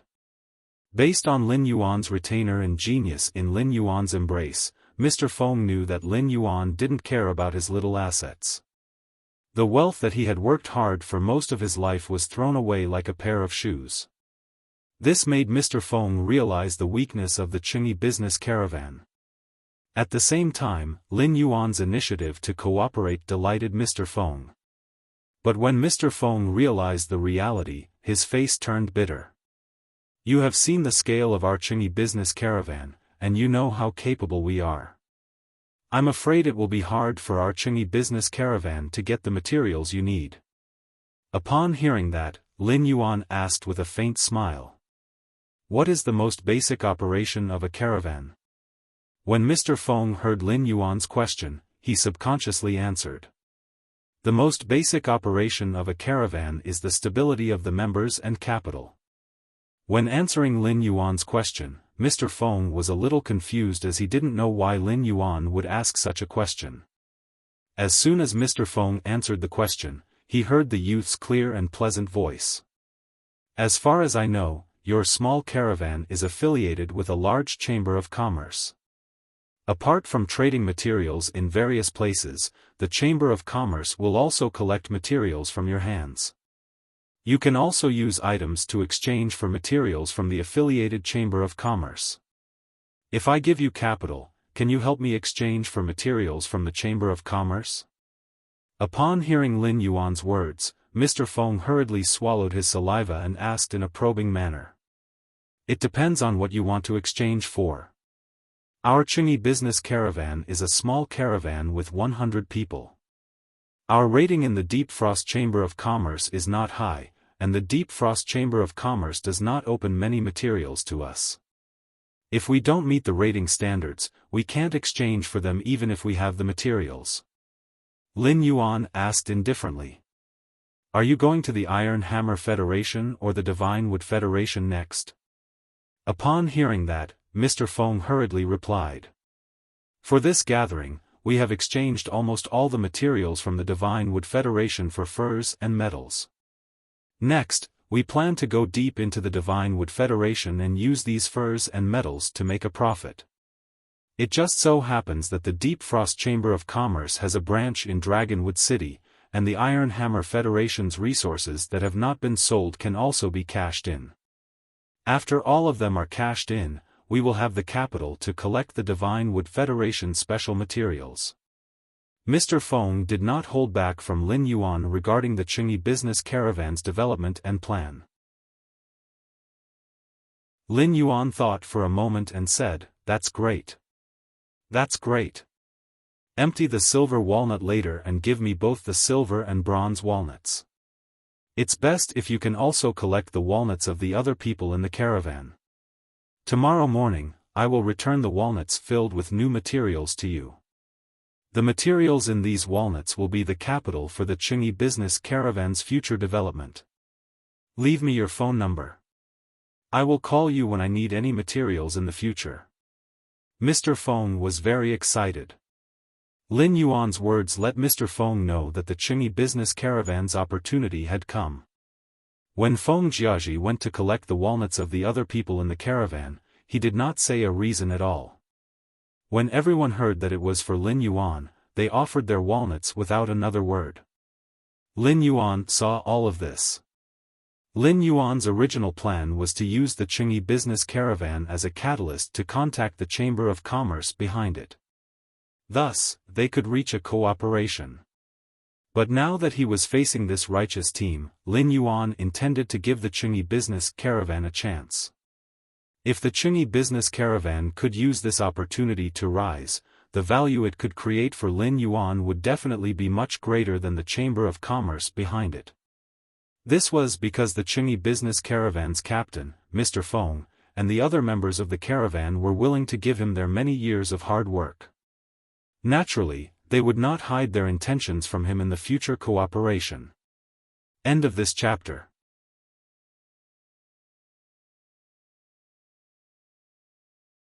Chapter 1190. Deep into the day, Luoya had something to say to him at night. But in the end, she forcefully endured it. Looking back at the road ahead, Luoya laughed self-mockingly. The first half of her life was too ironic. She was born in a two-star family and had favorable conditions, but she only cared about having fun. In the past few years, she had followed the dry cliff bandits everywhere to have fun. She had been a B-rank spirit chi professional for almost a year, and her grandfather had said that he would help her promote the mist anti-poison moth to platinum. She had rejected it because she felt that it would delay her fun. She was too unbearable. She was so unbearable that she didn't dare to talk to him after understanding how outstanding he was. Looking at the vast night sky, Luoya, who had always had a playful attitude, was sure that there was someone living in her heart. All her flirtatious thoughts were completely suppressed by this person. Apart from having an illustrious status, he had a creation breed fey at a young age. Luoya hadn't even comprehended a single willpower rune. No matter how hard she worked, she wouldn't be able to catch up to that person in her heart. But at the moment when she denied herself, Roha's heart gave birth to a stubborn determination. Luoya took a deep breath and clenched her fists. Even if I can't catch up to that person's footsteps, I can at least get closer to him through hard work. At the very least, I can have the qualifications to chase after his back. This thought gave Luoya an unprecedented drive. When Luoya's drive reached the peak, she suddenly entered a state of epiphany. Sensing the additional willpower rune in her mind, Luoya took a deep look at Lin Yuan's tent. When she looked at Lin Yuan's tent, she found that the silver-armored youth was frowning and looking at her with vigilance. His vigilant gaze was as though he was guarding against a thief. His gaze made Luoya rather speechless. What am I doing? What does that look mean? He's looking at me as though I'm an LSP. Can a weak woman like me knock you out and enter the tent to do something to Lin Yuan? The cobwebs in the sky have yet to be removed. Luoya felt that if she really wanted to do something and put it into practice, the silver-armored youth would definitely let the cobwebs cover the sky and stick her to it. He hung himself together with those ugly crypt creatures on the spider web. Thinking of this scene, Roha shivered. Luoya took out a piece of paper and solemnly wrote her phone number on it. Then, she strode to Lu Jie's side. He passed the paper to Lu Jie and said, I made an appointment with Lin Yuan to host him in Nanmu City. If Lin Yuan arrives at Nanmu City, you can ask him to call me. After saying that, Luoya gazed at Lin Yuan's sleeping tent with nostalgia. Then thinking of the determination in her heart, Roha turned around and climbed on the back of the mist anti-poison moth. The fog anti-poison moth flapped its wings and flew in the direction of the Divine Wood Federation. Apart from Wuxia, no one else was alerted. However, this didn't mean that the members of the Qingyi caravan could have a good night's sleep. On the contrary, after the bonfire feast was over, the liveliness and joy died down. The members of the Sincere Merchant Group recalled that the Pinnacle Class 2 underground dimensional rift that had suddenly opened up had yet to be resolved. It was just that every underground life form that came out of the Pinnacle Class 2 underground dimensional rift would be immediately caught by the spiderweb. The crypt creatures that were stuck on the spider web would be neatly arranged by some indistinct little things on the spider web.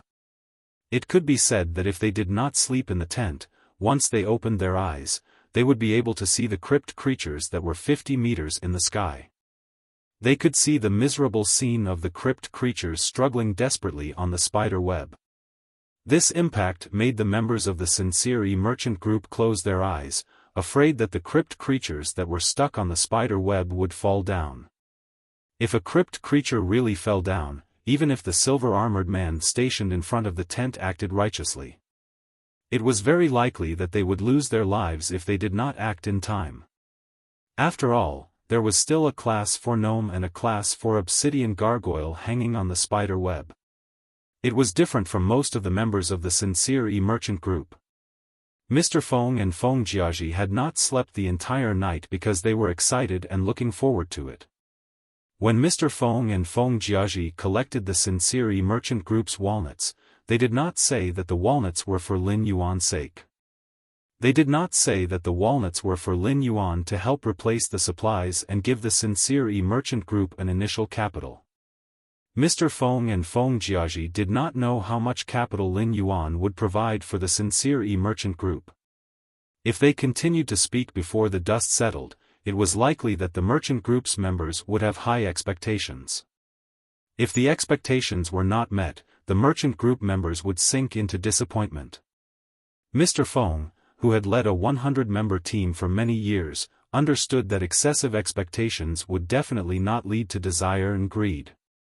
Once the seeds of desire and greed appeared, they would quickly gnaw at a kind person's heart.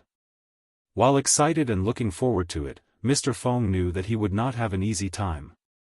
On the one hand, he had to use the capital that Lin Yuan would provide to allow the merchant group to develop rapidly and build up its reputation. On the other hand, he had to guide the hearts of the old fellows in the merchant group so that they would not be blinded by desire and greed. On the next morning, Lin Yuan woke up in the tent. Before sleeping, Lin Yuan sent Genius back into the Spirit Lock spatial zone. It was not that Lin Yuan did not want to hug Genius to sleep, but Genius insisted on teaching a few hundred questions beasts.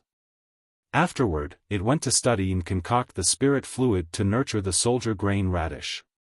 Genius had been nestled in Lin Yuan's embrace since the afternoon and had been napping a lot. Since Genius did not lack sleep, Lin Yuan simply let it be. After taking out a few hoses from the amber button-shaped face storage box, Lin Yuan washed his face and brushed his teeth before walking out of the tent.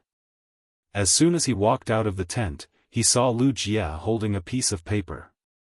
Upon seeing Lin Yuan, Lu Jia handed the piece of paper to him and said, "Lin Yuan, Roya has left. Lin Yuan, Roya has left. This is her contact information. Roya said to call her if we go to Nanmu City." Upon seeing Lu Jia's piece of paper, Lin Yuan raised his brows. He had to go to Nanmu City. He still wanted to obtain the spirit plant, the walnut tree, through Roya. However, going to Nanmu City was a matter of a few days later. Tomorrow morning, Lin Yuan would return to the Radiance Federation to participate in the Celestial Council with Wen Yu. He did not know if the Iron Hammer Federation's Trey had led the tribe through a calamity after he had rapidly become a Class 1 creation master. He also did not know if the former Dark Federation's Dark Envoy, Zoel, who was currently stranded in the Divine Wood Federation, would agree to join the Celestial Council after a week of consideration. In fact, Lin Yuan already had a conclusion in his heart as to whether Zoel would join the Celestial Council. ABC.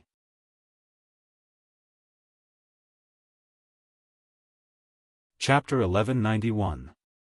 Lin Yuan felt that as long as Su Yiren was not stupid, she would not give up this chance to live.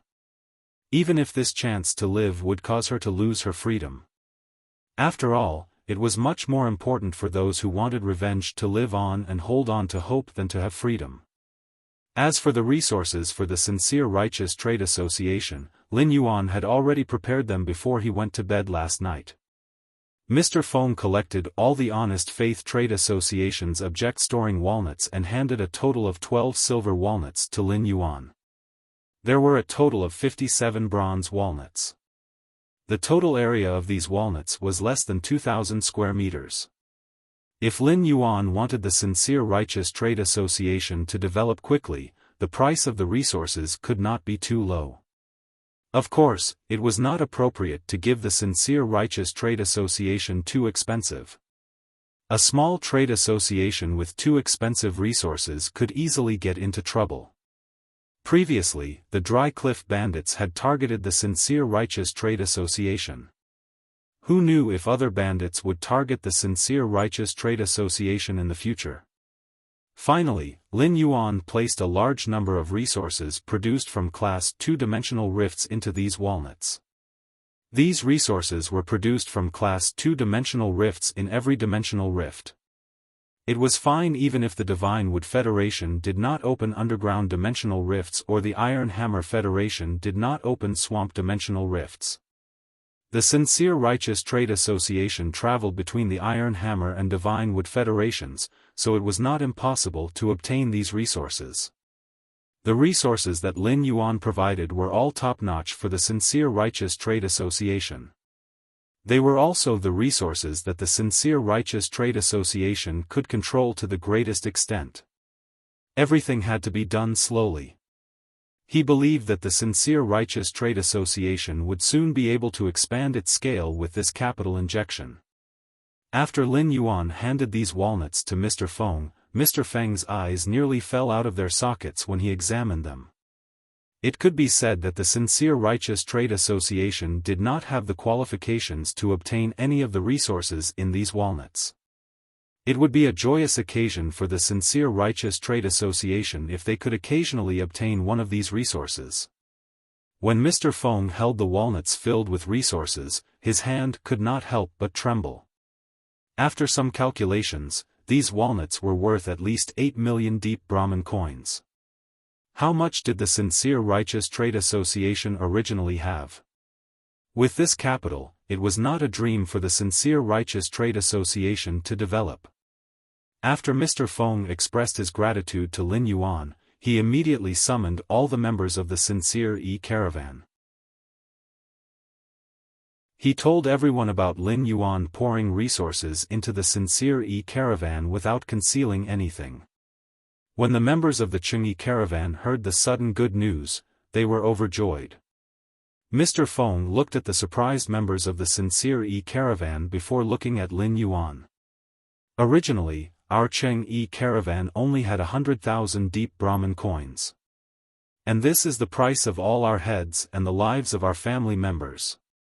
Lin Yuan's capital injection for our Sincere Caravan has reached at least 80 times the original price of our goods. According to the calculation of shares, Lin Yuan has more than 98% of the Sincere Caravan's shares. Now, I suggest that Lin Yuan be our Sincere Caravan's captain. Mr. Feng's words made Lin Yuan raise his brows.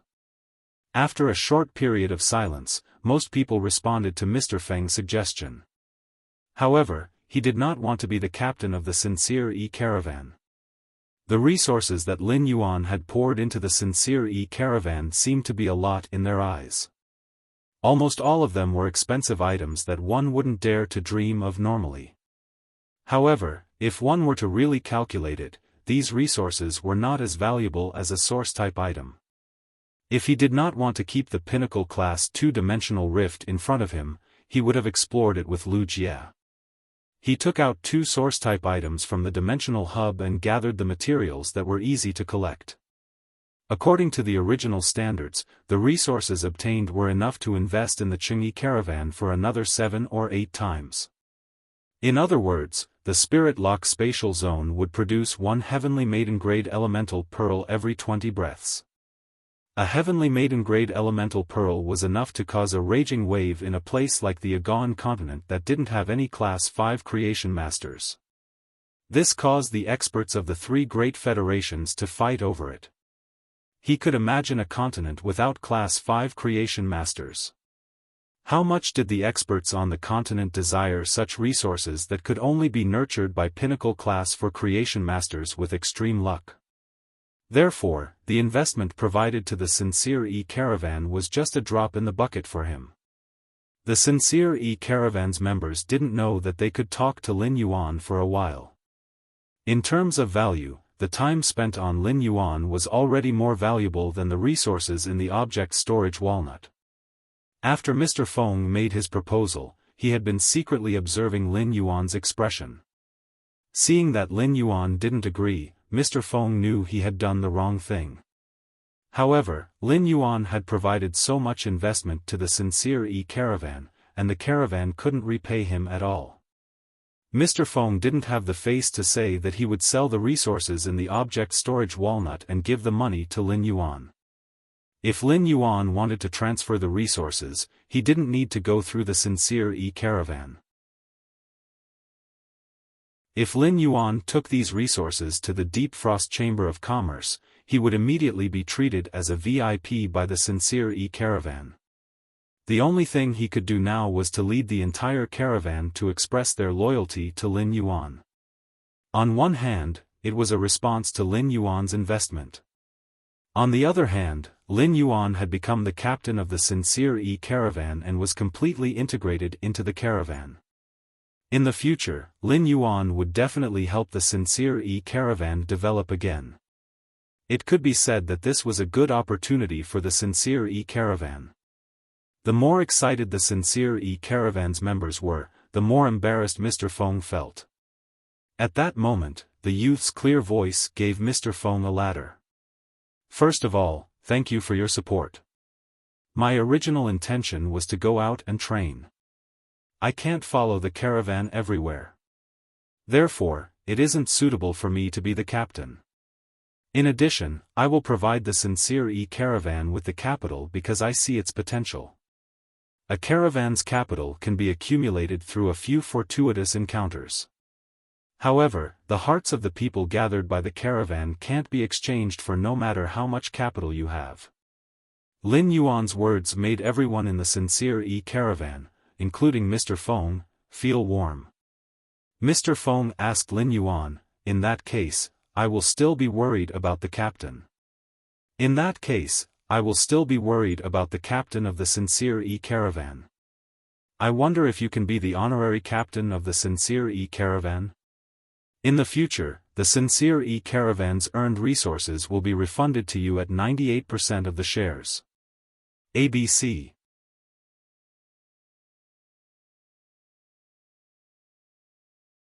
Chapter 1193.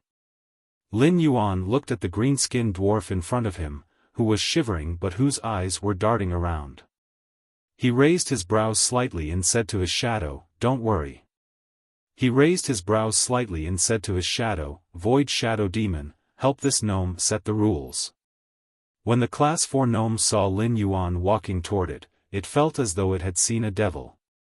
The Class 4 gnome knew that the expert that had used a shocking force to stick it on the spiderweb was the servant of this person in front of it. In the understanding of dimensional lifeforms, it was often the weak who submitted to the strong. Lin Yuan might not have revealed his strength, but in the eyes of the Class 4 gnome, he was already the most powerful existence. At the same time, there was another question in the rank 4 Earth essence. There were so many crypt creatures. There were so many gnome lifeforms, and it could be said that it was the smallest and most inconspicuous existence. Furthermore, it had tried its best to restrain its aura on the spiderweb. Why would it be singled out? If it had to be singled out, it should have been that big blockhead, the obsidian gargoyle, who had been struggling. That blockhead was obviously the most eye-catching. When the Void Shadow Demon heard Lin Yuan's instructions, it immediately crawled out of Lin Yuan's shadow. When the Void Shadow Demon released its aura at the Class 4 gnome, the eyes of the Class 4 gnome that was bound by the spiderweb rolled back. It was so frightened that it fainted. Although the princess had performed a Source-type baptism on dimensional lifeforms, the Source-type lifeforms would feel grateful because of the transformation of their lifeforms. However, this situation was usually only for lifeforms like the lizard thing that possessed intelligence but had relatively simple intelligence. For dimensional lifeforms like the gnome, which was cunning and greedy, it was extremely cautious. If Lin Yuan transformed it into an apostle, he would obtain the loyalty of the Class 4 gnome. In the end, he might obtain a selfish, gluttonous, and lazy master. Looking at the unconscious green-skinned dwarf, Lin Yuan didn't have the slightest bit of pity. He immediately instructed the Void Shadow Demon. "Void Shadow Demon, wake him up." The Void Shadow Demon replied in a hoarse voice. "Lord Ruler, don't worry. Give me 10 minutes. After 10 minutes, this gnome won't dare to go west if you order it to go east. As long as it can work, it will never think of resting." While speaking, the Void Shadow Demon's body scattered and turned into a shadow that fused into the Class 4 gnome's shadow.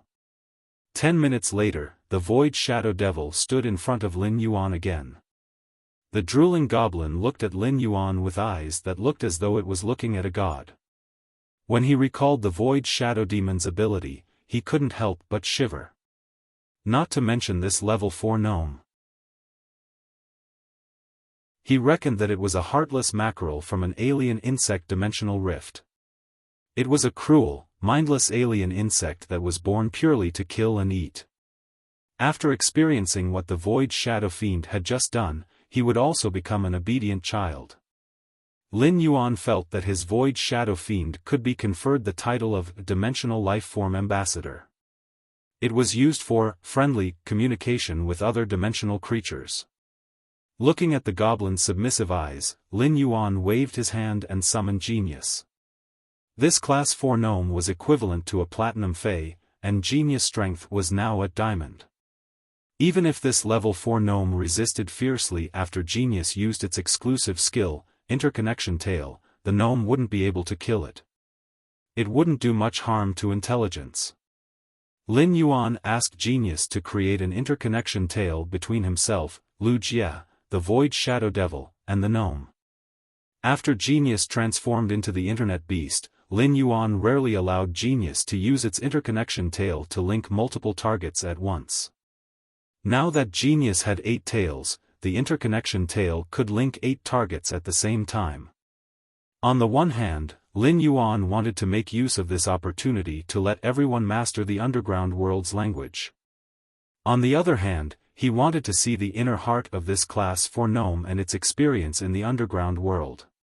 He wanted to see if this Class 4 gnome was as submissive as it appeared to be under the Void Shadow Devil's guidance. When it heard Lin Yuan's instructions, Genius' ocean-like spiritual energy suddenly fluctuated.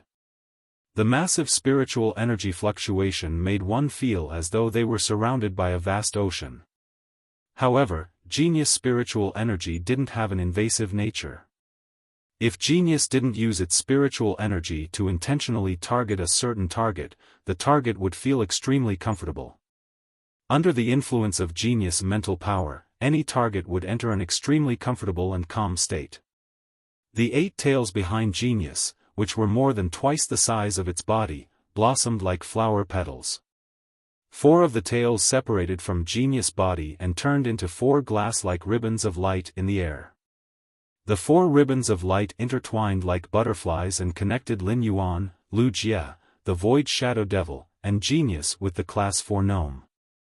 The instant the interconnection tail was completed, Lin Yuan saw the experience of the Class 4 gnome from when it had consciousness until now. At that moment, Genius was rapidly learning the underground world's language based on the knowledge that the Class 4 gnome possessed. Lin Yuan was looking at the Class 4 gnome's experience. After a round of investigation, Lin Yuan finally knew why this gnome's bloodline had mutated into an ore vein when it was only class 4. The more Lin Yuan looked at the class 4 gnome's experience, the more he lamented. This class 4 gnome was the child of destiny. From the moment it had consciousness, it had appeared in a large ore vein and constantly devoured the ores in the ore vein to increase its strength. It had even devoured the ore core of the ore vein. The ore core was the purest mineral in the ore vein's core, and it possessed purer energy than the other minerals in the ore vein. At the same time, it was extremely beneficial to dimensional lifeforms like the gnome. It wasn't over after devouring the ore veins or core. After devouring the ore veins or core, the class 4 gnome had been chased by other powerful dimensional lifeforms. In the process of being chased by other dimensional lifeforms, the class 4 gnome had fallen into a mountain stream, an underground river, and an unknown ore vein.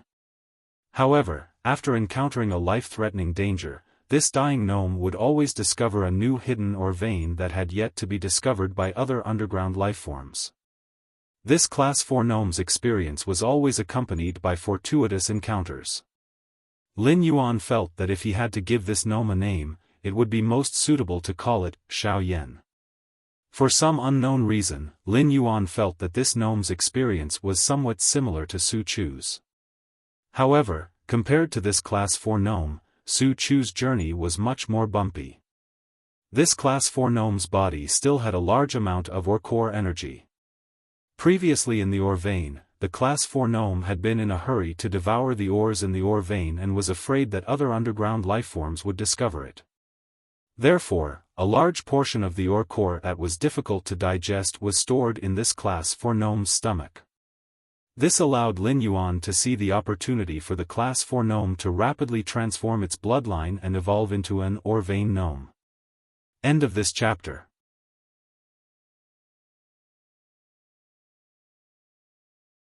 Chapter 1194. When dimensional lifeforms were undergoing the source-type baptism, they would completely stimulate the hidden energy within their bodies. Using the source-type baptism, the class 4 gnome could attempt to completely digest the energy in the ore core. Once the ore core's energy was completely digested, the gnome would have at least an 80% chance of metamorphosis. After probing the gnome's emotions, Lin Yuan realized that the Void Shadow Demon's training had made the gnome completely obedient. In such a state, the gnome was already qualified to metamorphose into an apostle. As genius grade increased, its learning ability also increased. Soon, Genius's grasp of the underground world's language reached the same standard as this class 4 gnome. Genius arranged the knowledge regarding the underground world's language and transmitted it to Lin Yuan, Wuxia, and the Void Shadow Demon's minds through the end of connection. Wuxia had never seen Genius use its abilities. Although Wuxia could sense Genius grade and grade, he didn't know anything about Genius's abilities. Genius's current abilities amazed Wuxia. The most difficult thing between humans was communication. Genius's ability allowed two people's thoughts to perfectly blend together. It could also use the blended thoughts to perfectly understand the other person. This ability was truly terrifying. With this ability, the human heart wouldn't be the most difficult thing to understand. Instead, it could be completely displayed in the open for people to browse through like watching a movie. While Wuxia was in awe, an abnormal spiritual energy was transmitted into his mind. Since it was Genius's spiritual energy, Wuxia had no reason to reject it. After gladly accepting it, Wuxia suddenly felt as though he could understand the noises that were transmitted to his ears. These noises came from the various underground lifeforms that were stuck on the spider web. Wuxia calmed down and realized that he actually completely understood the meaning of these underground lifeforms' cries. This discovery caused Wuxia's pupils to suddenly shrink. He had seen so many carcinoma phase in the land of spirit suppression. Among them, there were several S-class anomalies that caused Wuxia's hair to stand on end at the thought of them. Those S-grade anomalies in the depths of the land of spirit suppression were all powerful killing machines. Some of them would cause a disaster that even Her Majesty might not be able to do much. Even if Her Holiness could kill it with all her might, she couldn't bear the consequences of those things wreaking havoc. And now, genius was sharing the knowledge within its body with other living beings. The ability to help other beings gain knowledge opened his eyes to many possibilities. In the current world, any one of these possibilities could only exist in the imagination. However, if genius continued to develop its abilities, it would definitely be able to turn the things in its imagination into reality. In Lu Jia's opinion, Lin Yuan would expose Smart's ability in front of him. It was completely out of absolute trust in him. Lu Jia planned to lock what he had learned today in his mind and never mention it to anyone else. Even the other companions in the return from faraway manor. The Void Shadow Demon didn't think too much about it. As early as the moment the Void Shadow Devil recognized Lin Yuan as its ruler, it would not be surprised by anything Lin Yuan did. As far as the Void Shadow Fiend was concerned, sovereigns were omnipotent existences. With Genius's tale of interconnection, Lin Yuan wasn't able to obtain any information regarding the apostles from the goblin's spiritual energy. It seemed that this goblin was too weak and wasn't qualified to hear about the legends of the apostles in the underground world. Lin Yuan didn't keep it in suspense and immediately communicated with the princess in the depths of his soul. "Princess, time to work. Prepare 400 portions of source-type power and baptize this goblin's source type." The princess was a little wary when she heard Lin Yuan's instructions. "Master, there's someone beside you. Will it be bad if I use my ability?" Lin Yuan glanced at Lu Jia and the Void Shadow Devil and shook his head. The Void Shadow Devil had dedicated its faith to him, and the power of faith was stored in the shrine in its mind. The Void Shadow Devil had just recently dedicated its faith to him, but it had already taken up the largest cluster of faith in the shrine. It could be said that the Void Shadow Devil's faith in him was fanatical. Faith was the most sacred thing to dimensional lifeforms. Dimensional lifeforms had always used their lives to defend the faith in their hearts. As for Lu Jia, if he hadn't pushed Lin Yuan away in the underground dimensional rift to block that attack, Lin Yuan wouldn't have been able to survive. Lin Yuan wasn't sure if he would still be alive now. Therefore, Lin Yuan had nothing to hide in front of Lu Jia. Lu Jia would always follow him to the swamp world.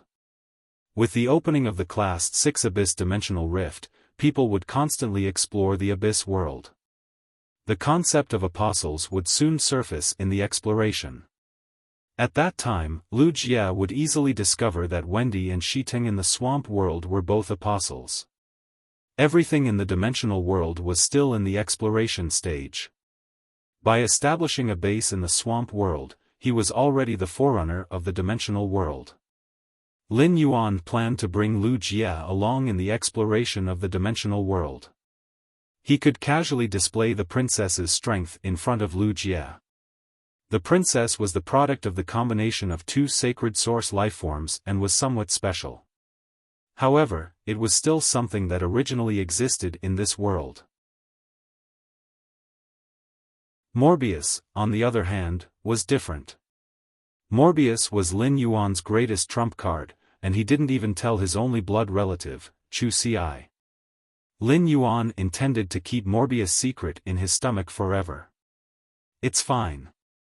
Let's start. Take a little longer to inject the source-type power into this goblin. Give the gnome some time to digest the remaining energy in its body." Upon hearing Lin Yuan's instructions, the princess replied energetically, "Don't worry. I'll inject the 400 portions of source-type power into this goblin's body in 40 batches.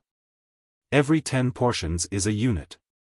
As they conversed, the princess's image appeared behind Lin Yuan. Lu Jia immediately revealed a strange expression when he saw the princess's image appear behind Lin Yuan. On one hand, Lu Jia did not understand why Lin Yuan was activating his sacred source life form. Lu Jia was not a creation master and could not examine Lin Yuan's sacred source lifeform's abilities. During the martial and civil duels, Lu Jie knew that Lin Yuan's sacred source life form had two abilities. One ability was a strong resistance to fire elements. The other ability was an extremely powerful dark-type attack ability. Under such circumstances, there was no need to activate these two abilities. On the other hand, Lu Jie found that the woman's image behind Lin Yuan, who was wearing a crown, holding a long sword, and flying skirt, was much more exquisite than before. Especially that silk skirt, it seemed to contain an even more beautiful scenery than before. End of this chapter.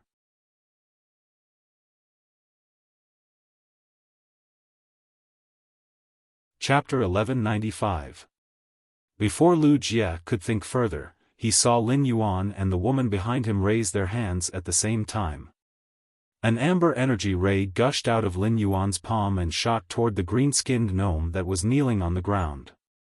The moment the amber energy appeared, the void shadow demon, who had been standing to the side, felt his knees buckle. It knelt on the ground in a devout and respectful manner. The void shadow demon's body trembled violently. This was the first time in its life that it had experienced such pure source-type power. The void shadow demon thought to itself, "I wonder how many lifetimes this class 4 gnome has cultivated for it to actually obtain the Lord Ruler's appreciation. With such pure source-type power, as long as the Lord Ruler isn't stingy, this class 4 gnome might be able to become an apostle today." However, the void shadow demon was not envious. This was because Lin Yuan had made the same promise to it. At that time, it would be able to accept Lin Yuan's pure source-type power and become an apostle just like this gnome. It had not accepted the source-type baptism yet because it wanted to accumulate more. It would strive to use the source-type baptism to become an apostle and at the same time be immortal. As the pure source-type power poured into the class 4 gnome, the grayish-green color on its body kept receding. Its skin started to turn bluish. However, the gnome's short stature still did not grow. Its ears were getting sharper, and its teeth were getting sharper. These sharp teeth made it easier for the class 4 gnome to chew on metals that were difficult to chew. After Lin Yuan poured 200 portions of source-type power into the class 4 gnome's body, it had completely turned into a greenish-blue-skinned dwarf. As the source-type power continued to be poured in, the class 4 gnome's body started to have some faint tattoo-like veins. At first, these veins seemed rather abrupt. However, these veins gradually became more and more aligned, and it looked like layers of a mine in Lin Yuan's eyes. After Lin Yuan poured in the last portion of source-type power, he had finished pouring in 400 portions of source-type power. When the last portion of source-type power was poured in, a vigorous hiss came out of the class 4 gnome's throat. An amber totem suddenly lit up on the class 4 gnome's nose. On the amber totem was the outline of a towering mine. The mine had a strong metallic luster. This totem was the faith totem that the level 4 goblin had awakened after becoming an apostle, the Metal Mountain Totem. Lin Yuan used true data to check on the apostle gnome. Exotic beast name, Mine Goblin, life form, apostle, exotic beast level, 4, power of faith, extremely weak, faith totem, Metal Mountain Totem innate skills frowny face metal growth, sign a contract with a type of metal and absorb the metal's energy to increase one's strength. After increasing one's strength, one will feed the metal back to the metal, causing it to increase in size. After swallowing a certain amount of the contracted metal, one's body will begin to remember the metal. When one is not swallowing the metal, one can use the energy within one's body to create the metal that the body remembers. Every time one increases in grade, one can replace a type of metal. Or vein heart, when discovering an unmined ore vein, you can use your heart's blood to raise the purest ore core in the depths of the ore vein, turning the ore in the core into ore essence. After signing a contract with the ore essence, you can use the ore essence to mine the ore vein. After the ore vein is mined, you can increase your strength by devouring the ore essence. Power of Faith Frowny Face Bloodman Transformation. by injecting a portion of the totem's energy into the bloodman's body, it can transform the bloodman's life form, allowing the bloodman to transform from an ordinary dimensional creature into a blessed believer through the power of the totem. He realized that this Class 4 goblin's bloodline had completely transformed into a mind goblin. It could be assumed that the appearance of the Class 4 goblin's tattoos was because its bloodline had completely evolved into a mind goblin. After transforming into an apostle, the mind goblin's metal growth talent had been strengthened. Originally, the mind goblin could only sign a contract with one type of metal at a time. After increasing the grade and changing the type of contracted metal, the originally contracted metal could no longer continue to grow. However, the mind goblin's body could now carry out a memory of the metal. After swallowing a certain amount of contracted metal, the mind goblin's body would be able to carry out a memory of the metal. Afterward, it could use its own energy to wantonly create the metal that the body remembered. Although the mind goblin's metal growth talent had been strengthened, there were still only a few types of metal that the mind goblin could remember. However, the mind goblin had indeed created something out of nothing. As long as the energy could keep up, the metal that the body remembered could be continuously created. The mind goblin was equivalent to a human-shaped mine. After transforming into an apostle, the new or vain heart talent allowed the mind goblin to form an army. It could take on the mining team's work by itself. Afterward, it could also devour the ore essence formed from the ore core without any waste to increase its strength.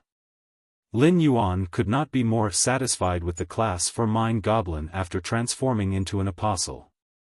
Under the Void Shadow Demon's training, the mind goblin had already regarded Lin Yuan as a god. Due to its level in the underground world, the mind goblin had never heard of the legend of an apostle. However, it knew that Lin Yuan had undergone a great upgrade in its entire life level. No matter how cunning the mind goblin was, it should still be grateful to Lin Yuan. The gnome stood up from the ground and bowed to Lin Yuan as he spoke. "Master, from now on, I will only listen to your instructions." While speaking, he glanced at the Void Shadow Demon. However, he was no longer as afraid of the Void Shadow Demon. After transforming into an apostle, his strength was far inferior to the Void Shadow Demon. However, the difference in life level made him look down on the Void Shadow Demon for no reason. The fact that a Class 4 goblin dared to look down on the Class 11 Void Shadow Demon showed the difference in status between the life levels of dimensional life forms. Lin Yuan did not expect the Class 4 Mind Goblin to give itself a name. From the way the Mind Goblin gave itself a name, it could be seen that the Mind Goblin had extremely high intelligence. However, it was a little strange for a dwarf to give himself the name Mountain. Lin Yuan did not know how much hope this name carried. Not only had the Mind Goblin's bloodline transformed, but its life level had also been promoted to the apostle level. Based on ability alone, the name Mount Chong was not unexpected at all. Lin Yuan smiled and said, "Mountain, you have to work hard in the future. Mountain, you have to work hard in the future. By the way, what kind of metal did you sign a contract with for your metal proliferation talent?" You're tuning into the Xiaofan's Wuxia Tales YouTube channel. Don't forget to subscribe and join us on this journey to catch the most captivating stories.